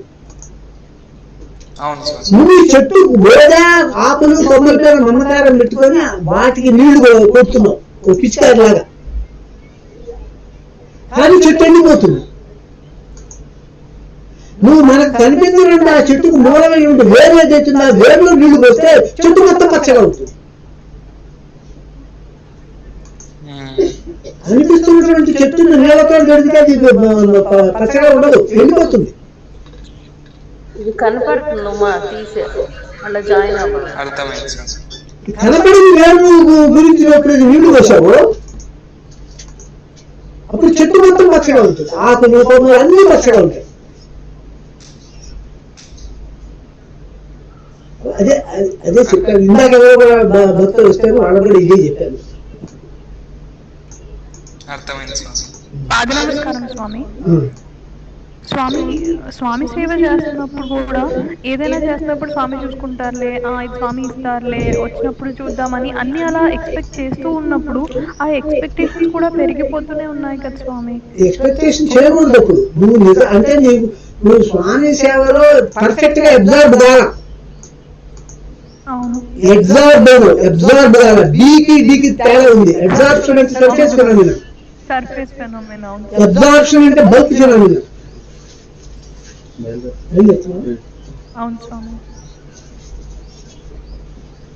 కాబట్టి అబ్జార్బ్ అయితే నీకు ఆలోచనలు రావు. అబ్జార్బ్ అయిన కాబట్టి ఆలోచనలు వస్తున్నాయి. అవును స్వామి, ఇలా అబ్జార్ప్షన్ ఈ ఫెనామినాలో ఉండొచ్చా, లేకపోతే అబ్జార్బ్ అయిన తర్వాతే ఇందులోకి రావాలా? ఎవరికైనా ముందు అబ్జార్ప్షన్ వస్తుంది, తర్వాత అబ్జార్ప్షన్ వస్తుంది. సైకిల్ నేర్చుకున్నప్పుడు ముందు కింద పెట్టడం తప్పదు. 4 సార్లు కింద పెట్టిన తర్వాత 5వ రోజు నుంచి 6వ రోజు నుంచి పర్ఫెక్ట్ గా సైకిల్ నేర్చుకుంటాం కదా. అంటే absorption first stage, absorption second stage. Absorption గురించి డిస్కరేజ్ కాకూడదు. అంటే ఫస్ట్ ఫేజ్. అంటే ఈ టైం పోయినా కొద్ది కూడా ఎక్స్పెక్టేషన్స్ తగ్గుతాయి కానీ పెరగవు కదా. ఎందుకంటే టైం గడిచే కొద్ది అబ్జార్ప్షన్ కాస్త అబ్జార్ప్షన్ లోకి మారుతుంది. మారినప్పుడు అబ్జార్ప్షన్ యొక్క ఫినామినా కంప్లీట్ గా మారిపోతుంది. 5వ రోజు 6వ రోజు సైకిల్ తొక్కుతున్నప్పుడు నువ్వు కింద పడవు కదా. అవునవును స్వామి. మొదటి రోజు పడుతున్నాను ఏంటంటే కుదరదు, పడక తప్పదు.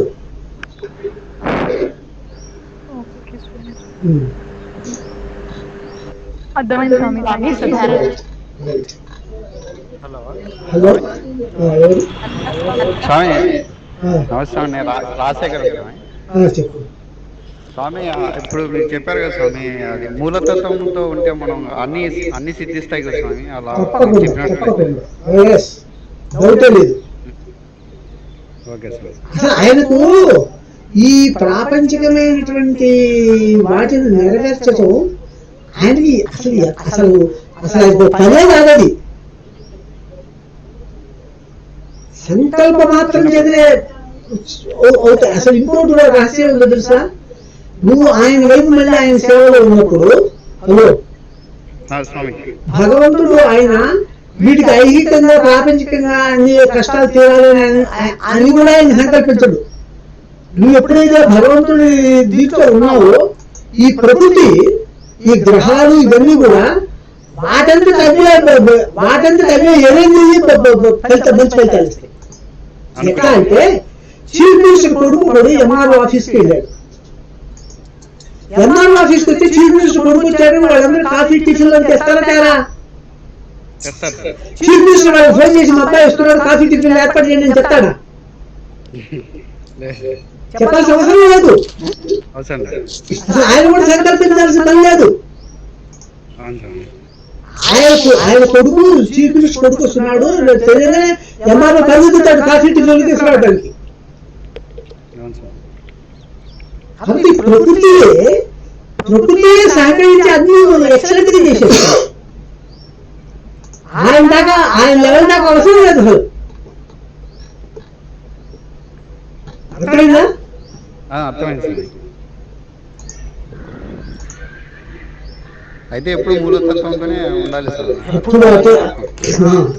అయితే మొదట్లో కొద్ది రోజులు నిర్లక్ష్యం చూపిస్తాడు, ఎందుకంటే నేను టెస్ట్ చేయటాను. అప్పుడు జాగ్రత్తగా గట్టిగా నిలబడాలి. టెస్ట్ చేస్తాడు, నువ్వు నిజంగా మూలతత్వంలో నిలబడ్డావా లేదా, ఇది ఊరిగా సూపర్ఫిషియల్ గా ఉందా, లేకపోతే చీటింగ్ గా, ఇది కన్నింగ్ గా టెస్ట్ చేస్తాడు. టెస్ట్ చేసినప్పుడు కొంచెం దెబ్బలు తగులుతాయి, తగిలినప్పుడు వేసుకోవాలి. అదే చెప్తుంటారు శబ్దార్థం లక్ష్యార్థం 2 రకాలు. లక్ష్యార్థంలో ఉన్నప్పుడే అది ఓకే అవుతుంది. ఓకే, అది ఆ టెస్ట్ చేయటం అనేది తప్పదు. ఇప్పుడు సంవత్సరం మొత్తం పాఠం చెప్పిన తర్వాత చివరి పరీక్ష పెడుతున్నారా లేదా? పరీక్ష పెట్టిన తర్వాత సర్టిఫికేట్ ఇచ్చింది, ఆ సర్టిఫికేట్ తోనే నువ్వు ఉద్యోగం తెచ్చుకుంది, సంపాదించుకునేది. పరీక్ష అనేది ఇన్ఎవిటబుల్. ఎందుకంటే ఆయన తెలిసినా నువ్వు గట్టిగా నిలబడతావు, నువ్వు పర్ఫెక్ట్ నీ డివోషన్ తెలిసినా కూడా ఇతరులకు చూపించాలి. అది లేకపోతే మిగతా వాళ్ళు ఏమంటారంటే నువ్వు పార్షాలిటీ చూపించావు అని ఆక్షేపణ చేస్తావు. ఇతరుల కోసం పరీక్ష పెట్ట.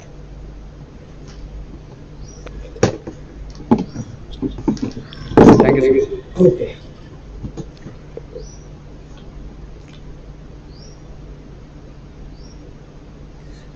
స్వామి నాకు ప్రశ్న స్వామి భరత్ గారు, తల్లిదండ్రులకి మీరు ఇచ్చిన జ్ఞానాన్ని ఎలాంటి సందర్భాలలో మనకి ఆపర్చునిటీగా తీసుకొని చెప్పవచ్చు, అది కొంచెం చెప్పగలరు స్వామి?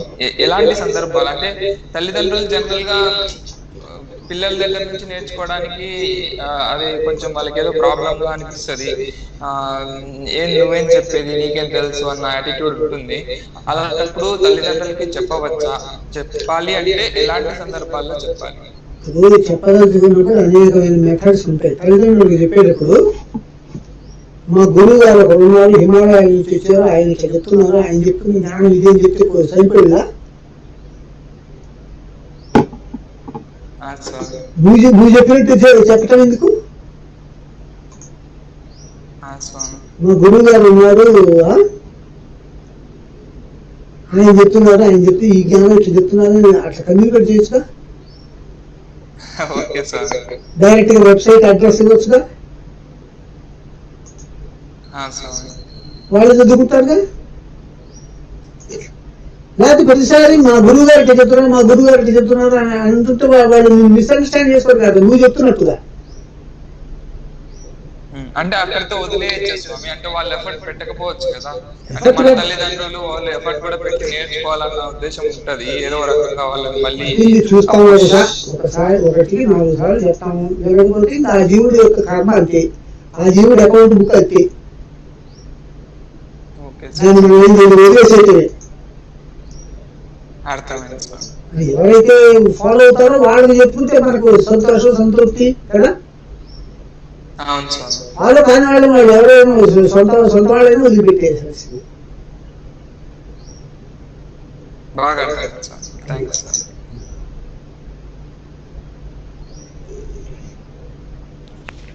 స్వామి, స్వామి నేను రమణ మాట్లాడుతున్నాను స్వామి.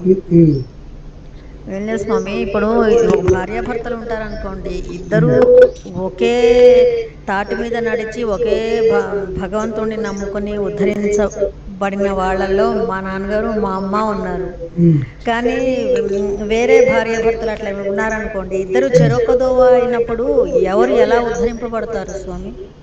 ఎవరు ఎలా ఉద్ధరింపబడతారంటే ఎవరు ఏ దోవలో ఉన్నారో ఆ రకంగా ఉద్ధరింపబడతారు. ఉద్ధరింపబడితే అడుక్కోవచ్చు, దోవని బట్టి ఉంటుంది. అంటే ఒకళ్ళు దత్తుని నమ్ముకున్నారు, ఒకళ్ళు వేరే దేవుని నమ్ముకున్నారు. రూపాలు ఒకటే కదా, రూపాయలు ఒకటే, భగవంతుడు ఒకటే కదా, రూపాలు వేరు, అంతే వరకే. తత్వం ఒకటే కదా, మూలతత్వం, పరబ్రహ్మ. పరబ్రహ్మ అన్ఇమాజినబుల్ గాడ్, పరబ్రహ్మతత్వం. అదే దానివల్లనే కదా దైవత్వం వచ్చింది. మిగతా ఉపాధులే కదా. భగవంతుడి యొక్క రూపాల్లో తేడాన్ని బట్టి చూసుకోకూడదు. వాళ్ళ భక్తి, వాళ్ళ సాధన, వాళ్ళ కర్మయోగం, ప్రాక్టికల్ ఆస్పెక్ట్ ఎప్పుడు చాలా ముఖ్యం, థియరాటికల్ ఆస్పెక్ట్ కంటే. అంటే జ్ఞానయోగం, భక్తి యోగం కంటే కర్మయోగం చాలా ప్రధానం. కర్మయోగం అంటే కర్మ సన్యాసం, కర్మఫలత్యాగం. ఆ రెండే అక్కడే ఉన్నదంతా, ఉన్న రహస్యం అంతా అక్కడే ఉంది. రహస్యం అక్కడే ఉంది కాబట్టి దాన్ని వదిలిపెట్టి ఈ జ్ఞానయోగం, భక్తి యోగంలో సర్కస్సులు చేస్తారు.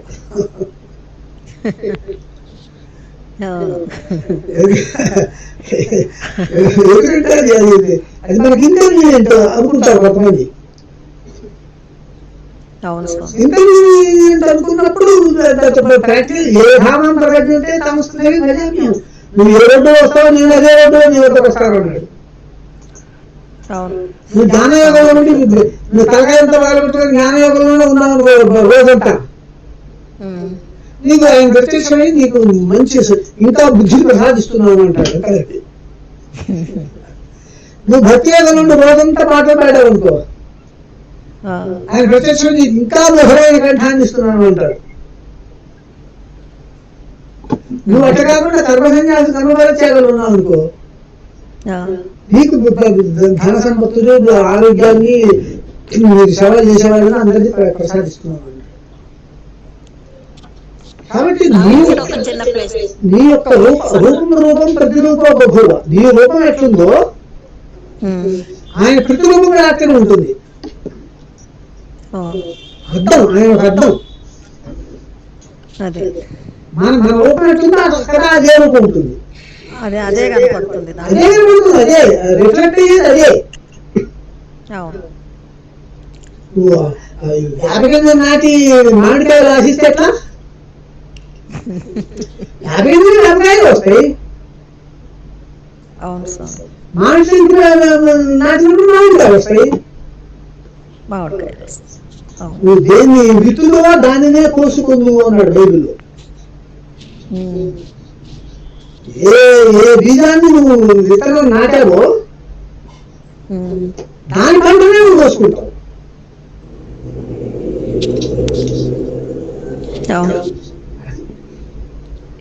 ఏంటంటే వీటన్నిటికీ మూలం ఏంటంటే తెలుసుకోవాల్సిన పాయింట్, మనందరికంటే చాలా చాలా చాలా చాలా తెలియగలవాడు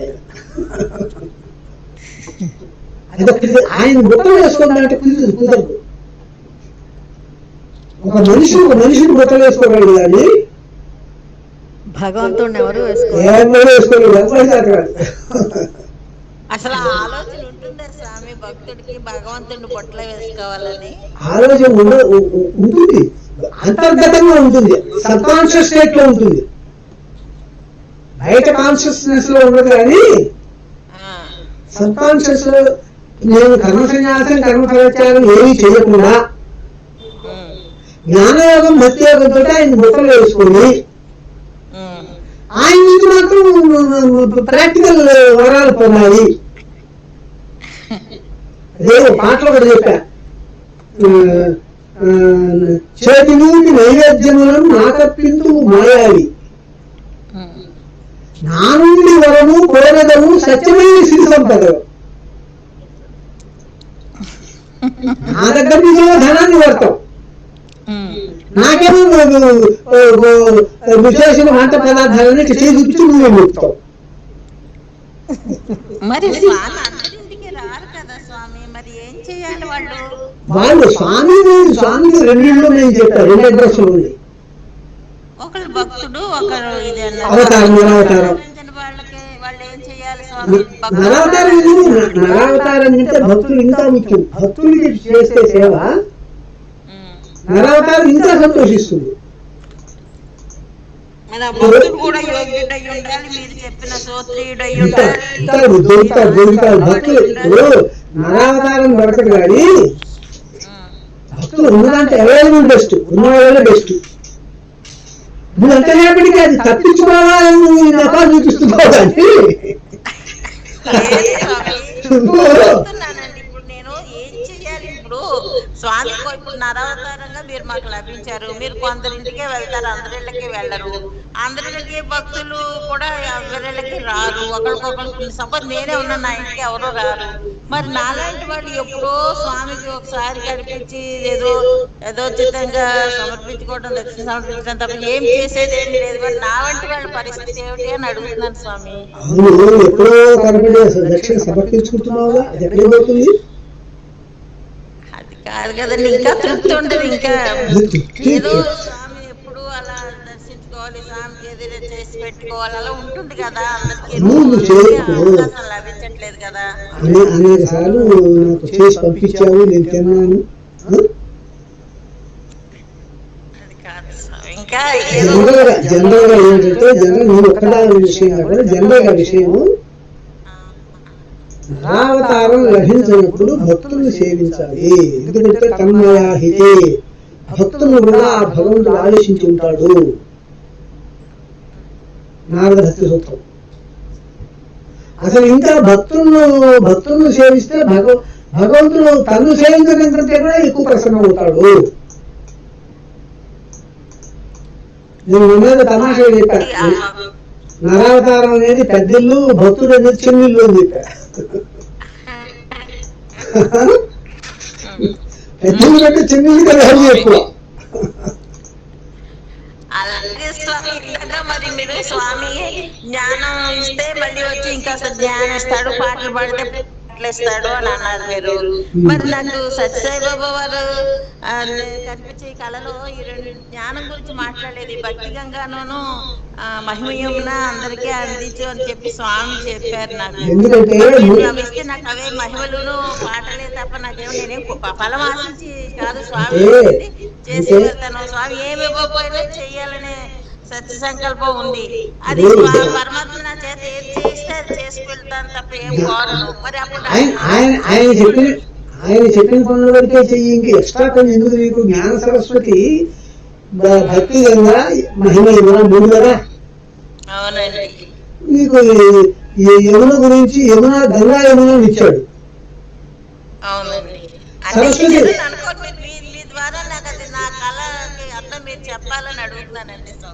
సరస్వతి నది అసలు కనిపించదు తెలుసా?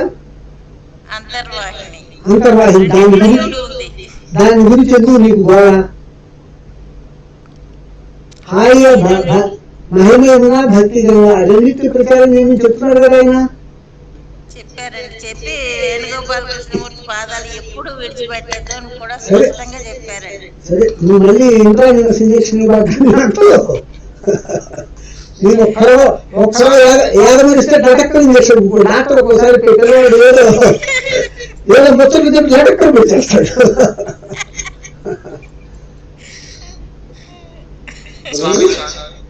చెప్పు స్వామి. ఒక క్వశ్చన్ స్వామి, నేను భరత్. అయితే హ్యూమన్ ఇన్కార్నేషన్ దగ్గర నుంచి నాలెడ్జ్ నేర్చుకున్నప్పుడు ఆటోమేటిక్ గా కొద్దిగా అర్థమైనప్పుడు హ్యూమన్ ఇన్కార్నేషన్ మీద ఈగో జెలసీ లోపల ఉన్నా కానీ కంట్రోల్లో ఉంటాయి. కాకపోతే భక్తుల విషయంకి వచ్చేసరికి తెలియకుండానే ఆ ఈగో జెలసీ రావచ్చు కదా. భగవంతుడి మీదనే కాదు, భక్తుల మీద కూడా ఈగో జెలసీ ఉండకూడదు కదా. అది అసలు నరావతారం, ఏ నరావతారం కూడా కృష్ణుడు కూడా భగవద్గీతలో అర్జునుడు చెప్పినప్పుడే నేను భగవంతుడిని ప్రకటించుకున్నాడు తప్ప మిగతా ఆయన వయసులో ఎప్పుడు ప్రకటించుకోవాలి. నరావతారం ఎప్పుడు కూడా తను తాను దాచుకుంటుంది. రాముడిని ఋషులంతా పొగిడితే ఉన్నాడు తెలుసా, ఆత్మానం మానుషం ఏ రాముడిని శిరసాత్మయం, నేను నారాయణుని కాదు, ఏమీ కాదు, నేను మనిషిని, నా పేరు రాముడు, మా నాన్న పేరు దశరథుడు. ఎందుకంటే చెప్తారు సార్ నరావతారులు, దానికి ఒకటే కారణం, ఇగో జలసి ప్రతి వాళ్ళలో వస్తుంది. వాడు పెద్ద మహర్షి అయినా బ్రహ్మర్షి అయినా సరే వస్తుంది. ఇగో జలసి రానటువంటి భక్తులు కోటాను కోట్లు ఏ ఒక్కళ్ళే ఉంటారు, కష్టిమాన్ వ్యక్తి తప్ప. అందుకని వాళ్ళను న్యూట్రలైజ్ చేయడానికి తను ఎప్పుడు కూడా ఆర్డినరీ లెవెల్లో ఉంచుకుంటాడు, ఇంకా బిలో లెవెల్కి కూడా పోతాడు. ఇప్పుడు కృష్ణుడు ఎందుకంటే నెగిటివ్ రాసలేలా ఇవి అవి దొంగతనాలు ఇవి ఎందుకంటే నెగిటివ్ చేశాడు తెలుసా? ఆయన చిన్నప్పటి అనేక మహిళలు చేశాడు. చేస్తే దాని మీద వచ్చేటువంటి చాలా మంది ఆయన వెంటబడతారు. చాలా ప్రసిద్ధమైన మహిళలు చేశాడు ఆయన. చాలా మంది వెంబడబడతారు. ఆ వెంబడబడ్డ వాళ్ళలో 199 ఈగో జలసింది దూరతారు. అందుకని అన్డిజర్వింగ్ క్యాండిడేట్స్ ను వదిలించుకోవటానికి ఆయన ఈ నెగటివ్స్ ప్రదర్శించాడు. అందరూ అప్పటికైతే ఆయన కూడా ఆయన హ్యూమన్ లైఫ్ ఇబ్బందికరంగా రష్ ఎక్కువ కొద్ది మంది ఎక్కువ కొద్ది మెదికి పాసం అవుతుందంటారు. కాబట్టి అది విపరీతమైన మహిళలు కంటిన్యూస్ గా చేశాడు కదా. ఆయన భగవంతుడు తెలుసుకోవడానికి చాలా చాలా చాలా నిదర్శనాలు ఇచ్చాడు. కాబట్టి అందరూ వెంబడబడతారు. అందరూ వెంబడే 99% ఈగో జెలసీ ఉన్న వాళ్ళే ఉంటారు. ఆ ఈగో జెలసీని పైకి రాకుండా, పైకి ఎక్కకుండా, అది వృద్ధి కాకుండా దాన్ని అణిచివేయటానికి తను తాను తగ్గించుకుంటాడు. నెగటివ్స్ ప్రదర్శించడానికి ఉద్దేశం అది. అంటే స్వామి, అంటే ఇప్పుడు మీరు కుకింగ్ చేశారు అంటే నాలెడ్జ్ ఇచ్చారు స్వామి, స్వయంగా మీరే వచ్చి నాలెడ్జ్ ఇచ్చారు. ఇప్పుడు భక్తులు దాన్ని ప్రొపగేట్ చేయమని చెప్పారు. అయితే ప్రొపగేషన్ అనేది ఒక టీమ్ ఎఫర్ట్ లాగా జరగాలి కదా. ప్రతి ఒక్కరు ఇది కరెక్ట్ పద్ధతి, ఇది ఒక కరెక్ట్ పద్ధతి అనుకున్నాం అనుకోండి, అది పెద్దగా జరగకపోవచ్చు. అప్పుడు మీరే ఎవరైనా ఫలానా భక్తుడి మాట వినండి, అందరూ ఫాలో అవ్వండి అని చెప్పారనుకోండి, అప్పుడు మాకు అంటే ఇప్పుడు ఏది నేను ఒక మార్గంలో కరెక్ట్ అని అనుకుంటాను, ఇంకొక భక్తుడు ఇంకో మార్గంలో చేస్తుంటాడు, నేను చేస్తున్న మార్గం తప్పు అయి ఉండొచ్చు, కానీ అది ఎవరు చెప్తారు నాకు? అది డిబేట్ అదే ఇప్పుడు జరుగుతున్నది. అదే ఇప్పుడు మన అనిల్ ఒక ప్రశ్న చేశాడు. అనిల్ ప్రశ్న నేను సమాధానం రాజపల్లికి ఇచ్చాను. ఏమైనా ప్రశ్న చేశాడంటే, మీరు అసలు ఈస్ట్ ఇండియాలో ఎందుకు దత్తావతారం వచ్చింది, వెస్ట్ లో రావాలి, వెస్ట్ లో చాలా ఇంపార్టెంట్ నెసెసిటీ ఉంది, ఈస్ట్ లో చాలా ఇక్కడ బోల్డ్ జ్ఞానం ఉన్నది కదా, ఇక్కడికి మాటికి రావటం లేదు దత్తావతారం, అక్కడికి ఎందుకు రావటం లేదు, వెస్ట్ లో ఎందుకు రావటం లేదు అని ప్రశ్న చేశాడు. నేను చెప్పాను, ఇప్పుడు వెస్ట్ ఈ ఒకళ్ళు నాతో కూడా ఇదే ప్రశ్నించారు, భగవంతుడు మన ఇండియాలోనే ఎక్కువ అవతారాలు ఎత్తుతాడు, మనది చాలా గొప్ప భూమి, పుణ్యభూమి అని అన్నారు. అంటే నేను అన్నాను, కాదు కాదు, టీచర్ ఎక్కువగా క్లాస్కి ఎక్కువ సార్లు ఎందుకు పోతాడంటే డలర్స్ క్లాస్కి ఎక్కువ సార్లు పోతాడు. ఒకసారి పాఠం చెప్తే అర్థం చేసుకొని ఆచరించే వాళ్ళకు మాట్లాడికి పోవసరం లేదు. వెస్ట్ ఎప్పుడు కూడా ప్రాక్టికల్ గా వాళ్ళు ఫిక్స్, వాడు మనకున్న ఓవర్ ఇంటెలిజెన్స్ వాళ్ళకి లేదు స్పిరిచువల్ నాలెడ్జ్ లో. వాళ్ళు చెప్పింది నమ్ముతారు, నమ్ముతారు, ప్రాక్టీస్ వాళ్ళు తెచ్చుకుంటారు. వాళ్ళకి చదవడం వాళ్ళకి రావసరం. పేషెంట్ సీరియస్ గా ఉన్న పేషెంట్ దగ్గరికి డాక్టర్ తగ్గడం వస్తాడు కదా. కాబట్టి మన గురించి మనం గొప్ప చెప్పుకోవడం తప్పది. ఈస్ట్ ఎందుకు వచ్చిందంటే ఇది ఇప్పుడు ఈస్ట్ లోనే అవసరం ఉంది. ఈ మిస్ఇంటర్ప్రిటేషన్స్, మిస్అండర్స్టాండింగ్స్, ఓవర్ ఇంటెలిజెన్స్ అంటే ఇక్కడే ఉంది. ముందు దీన్ని సరిదిద్దాలి. అందుకే ఇక్కడ రక్తాకారం వచ్చింది. తర్వాత ఇక్కడ దిద్దిన తర్వాత ఈ నాలెడ్జ్ వరల్డ్ మొత్తం వ్యాపిస్తుంది. ఒక రోజు మాస్టర్ రామస్ చెప్పాడు అది అని ఇచ్చా రిప్లై. ఇప్పుడు అంతా ఇప్పుడు వెబ్సైట్ లో మొత్తం కంప్లీట్ నాలెడ్జ్ సెటిల్ అయినట్టు మీకు అనిపించగలరా? అన్ని కాన్సెప్ట్స్, అన్ని యాంగిల్స్ లోను నాలెడ్జ్ సెటిల్ అయిందా లేదా చెప్పు. నీకేమనిపిస్తుంది చెప్పు.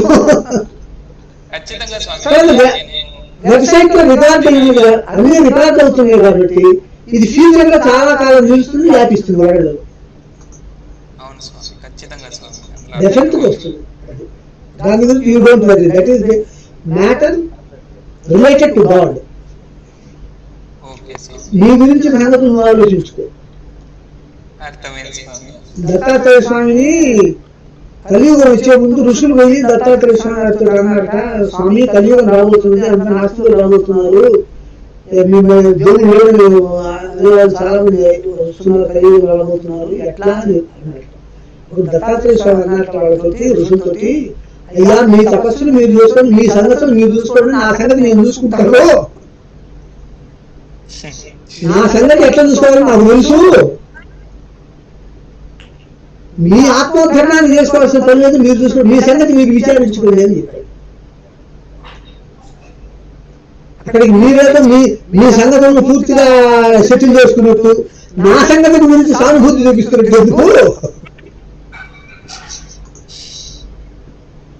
So he takes care of all those things, sir.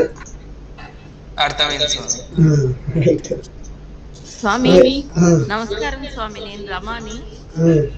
స్వామి బతకడం కోసం ఇంకా ఇంకా ఎంత కష్టపడాలి, ఇంకా బతకడం కోసం ఎంత పోరాడాలి స్వామి. నా పేరు రమాదేవి. అది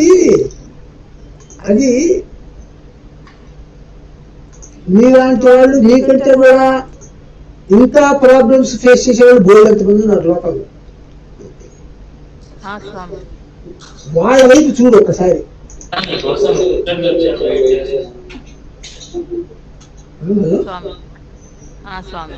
సో దాన్ని ముందు కేర్ఫుల్ గా చూసుకోవాలి. ఎందుకంటే పునాది ఉంటే కదా పై బిల్డింగ్ వేసేది. కాబట్టి బతకటానికి నువ్వు చేసేటువంటి పోరాటం అంతా కూడా బతకటం అనేటువంటిది నిలబెట్టుకోవాలి, తరువాత ఆధ్యాత్మికంలోకి వెళ్ళగలుగుతాం. ఆధ్యాత్మికం కోసం బతుకు పోరాటం తప్పదు. ఆధ్యాత్మిక లక్ష్యం పెట్టుకొని బతుకు పోరాటం చేస్తే ఈ బతుకు పోరాటం అంతా కూడా ఆధ్యాత్మిక పోరాటం అవుతుంది. అర్థమైందా నేను చెప్పింది? హలో హలో బతుకు పోరాటం ప్రత్యేకం, ఆధ్యాత్మిక స్పిరిచువల్ సాధన ప్రత్యేకం అనుకో బాకు. ఆధ్యాత్మికాన్ని లక్ష్యంగా పెట్టుకొని బతుకు పోరాటం చేసినప్పుడు ఈ బతుకు పోరాటం అంతా ఆధ్యాత్మిక పోరాటం లెక్కలోకి వస్తుంది. ఫౌండేషన్ వేస్తున్నంతా కూడా బిల్డింగ్ లెక్క కిందకే వస్తుంది కదా. అవును స్వామి. సో బతుకు పోరాటం ఫౌండేషన్, ఆధ్యాత్మిక పోరాటం అనేది ఆధ్యాత్మిక ప్రయత్నం అనేది పై బిల్డింగ్. లక్ష్యాన్ని ఆధ్యాత్మికంగా పెట్టుకొని బతుకు పోరాటం చేయప్పుడు బతుకు పోరాటం అంతా ఆధ్యాత్మిక పోరాటం. అలాగే స్వామి. లక్ష్యం అది ఉంటే చాలు. స్వామి నీ బతుకు పోరాటం మొత్తం దేనికోసం? ఆధ్యాత్మికం కోసం. ఆధ్యాత్మికం కోసం చేస్తుంది. అప్పుడు ఇది దాని లెక్కలోకే వస్తుంది. థ్యాంక్ యూ స్వామి. నువ్వు ఆధ్యాత్మిక ప్రయత్నం విపరీతంగా పూజలు హలో వినపడటం లేదు. మరి ఆర్డర్ పెట్టారు. హలో ఒక్క నిమిషం పెట్టారు. మ్యూటా? నేనేం చేయాల? ఇక్కడ బాగానే ఉంది. మరి ఎవరిని మ్యూట్ పెట్టారు? ఇప్పుడు ఒకళ్ళు ఆధ్యాత్మికంగా బోరంత చేస్తుంటారు, పూజలు పురస్కారాలు ఇవన్నీ కూడా. కానీ వాళ్ళ లక్ష్యం ఏంటంటే దాని ద్వారా డబ్బులు సంపాదించి బతుకు కోసం. ఉదరనిమిత్తం బహుకృత వేష, కాషాయంబర్ బహుకృత వేష. మళ్ళీ రావట్లేదు, ఒక్కసారి చెప్తే మళ్ళీ ఏమంటారు? ఇప్పుడు పెడుతున్నాడు. సో లక్ష్యం ఏదో, లక్ష్యాన్ని బట్టి నువ్వు చేసే ప్రయత్నం అంతా ప్రయత్నానికి, లక్ష్యం యొక్క కలర్ ప్రయత్నానికి వస్తుంది. నువ్వు బతుకు కోసం అని ఆధ్యాత్మిక పోరాటం చేస్తున్నప్పుడు ఆధ్యాత్మిక పోరాటం అంతా బతుకు పోరాటం కిందకి వస్తుంది. ఆ కలర్ ఆ అకౌంట్లోకి వస్తుంది. నువ్వు ఆధ్యాత్మిక లక్ష్యం పెట్టుకొని బతుకు పోరాటం చేస్తున్నప్పుడు బతుకు పోరాటం ఆధ్యాత్మిక లక్ష్యంలోకి వస్తుంది. హలో స్వామి వినపడట్లేదు స్వామి. నేనేం చేయాలి? ఎవరు ఇది నొక్కుతున్నాడు? మైక్ దగ్గరే పెట్టుకున్నాను. ఏంటంటే కర్మణ్య అకర్మ పశ్యేద్ అకర్మణ చ కర్మయ. కర్మ వినపడుతుందా? రాట్లా. హలో హలో హలో చాలా తక్కువగా వినిపిస్తుంది. హలో హలో వినిపిస్తుందా?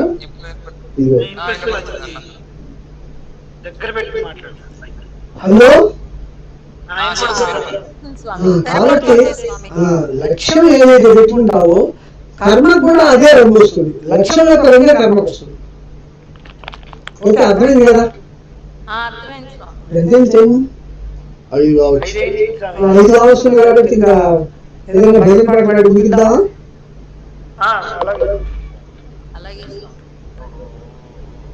పద్మారాం నువ్వు పాట పాడు. పద్మారాం ఏది ఇంద్రాది దేవతలకైనా పాట పాడు. అలాగే అలాగే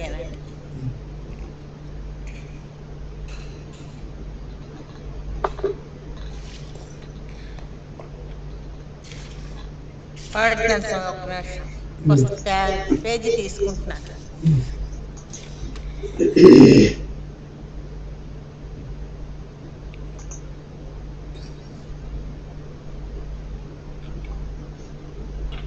తొంభై 95 పేజీ అండి. అవునండి. ఓకే. ఇంద్రాది దేవతలకైనా నామాయ దాటంగతరమే. ఇంద్రాది దేవతలకైనా నామాయ దాటంగతరమే. అవతరించెద ధరణినెప్పుడు భిన్న పాత్రల రసము కొరకు. మీ తోడ దొంగాటలోన క్రీడించుచున్నాను నేను. ఇంద్రాది దేవతలకైనా నామాయ దాటంగతరమే. పాత్రలో దాగినను నన్ను నా రూపమును చూచి పట్టు మీతోడ క్రీడించుచున్నా దొంగట ఇది పట్టుకొనుడు ఇంద్రాది దేవతలకైనా నా మాయ దాటంగతరమే పాత్ర వేషములోన జగతి నా సత్య రూపంబుదాగు నా రూపమే జ్ఞాన ప్రేమ నా సోములష్ట సిద్ధులిలా ఇంద్రాది దేవతలకైనా నా మాయ దాటంగతరమే నన్ను పట్టగలవాడు లేడు నన్ను గట్టు పాసము ప్రేమ ప్రతిఫలాపేక్ష లేకున్నా వానికి దాసుండనగుదు ఇంద్రాది దేవతలకైనా నా మాయ దాటంగతరమే మోక్షకామము కూడలేక నన్నెప్పుడు సేవించువాడు అద్వైత కైవల్యమునకు మిన్నయం నా స్వామి అతడు ఇంద్రాది దేవతలకైనా నా మాయ దాటంగతరమే నా మహామాయ చేతిరుగు ఏడేడు లోకాలు ఎప్పుడు ఓ జీవ నీవెంత తెలిసి వినయముతో బ్రతుకు మిలను ఇంద్రాది దేవతలకైనా నా మాయ దాటంగతరమే ఇంద్రాది దేవతలకైనా నా మాయ దాటంగతరమే ఇంద్రాది దేవతలకైనా నా మాయ దాటంగతరమే జై గురుదత్త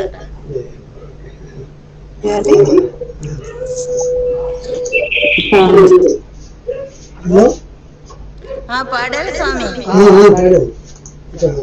చేస్తారా అలాగే రహిత సంతోషరహిత శాంతి సముద్ర శ్రీదత్త శాంతి సముద్ర శ్రీదత్త నిశ్చల నిర్మల తత్వజ్ఞాని నిర్వికార జగదంత సాక్షి योगिराज गुरु पीठाधीश अवधूत किल विषय स्पंद उद्वेगरहित संतोषरहित शांति समुद्र श्रीदत्त शांति समुद्र श्रीदत्त शांति समुद्र श्रीदत्त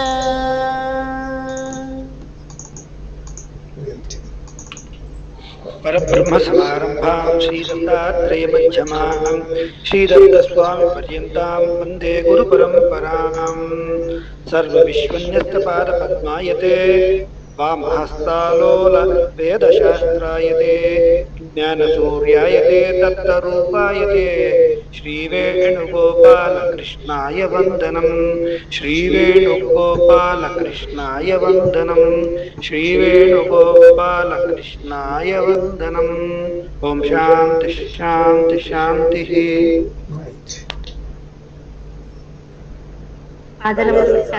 नमस्ते नमस्ते नमस्ते नमस्ते नमस्ते नमस्ते नमस्ते नमस्ते नमस्ते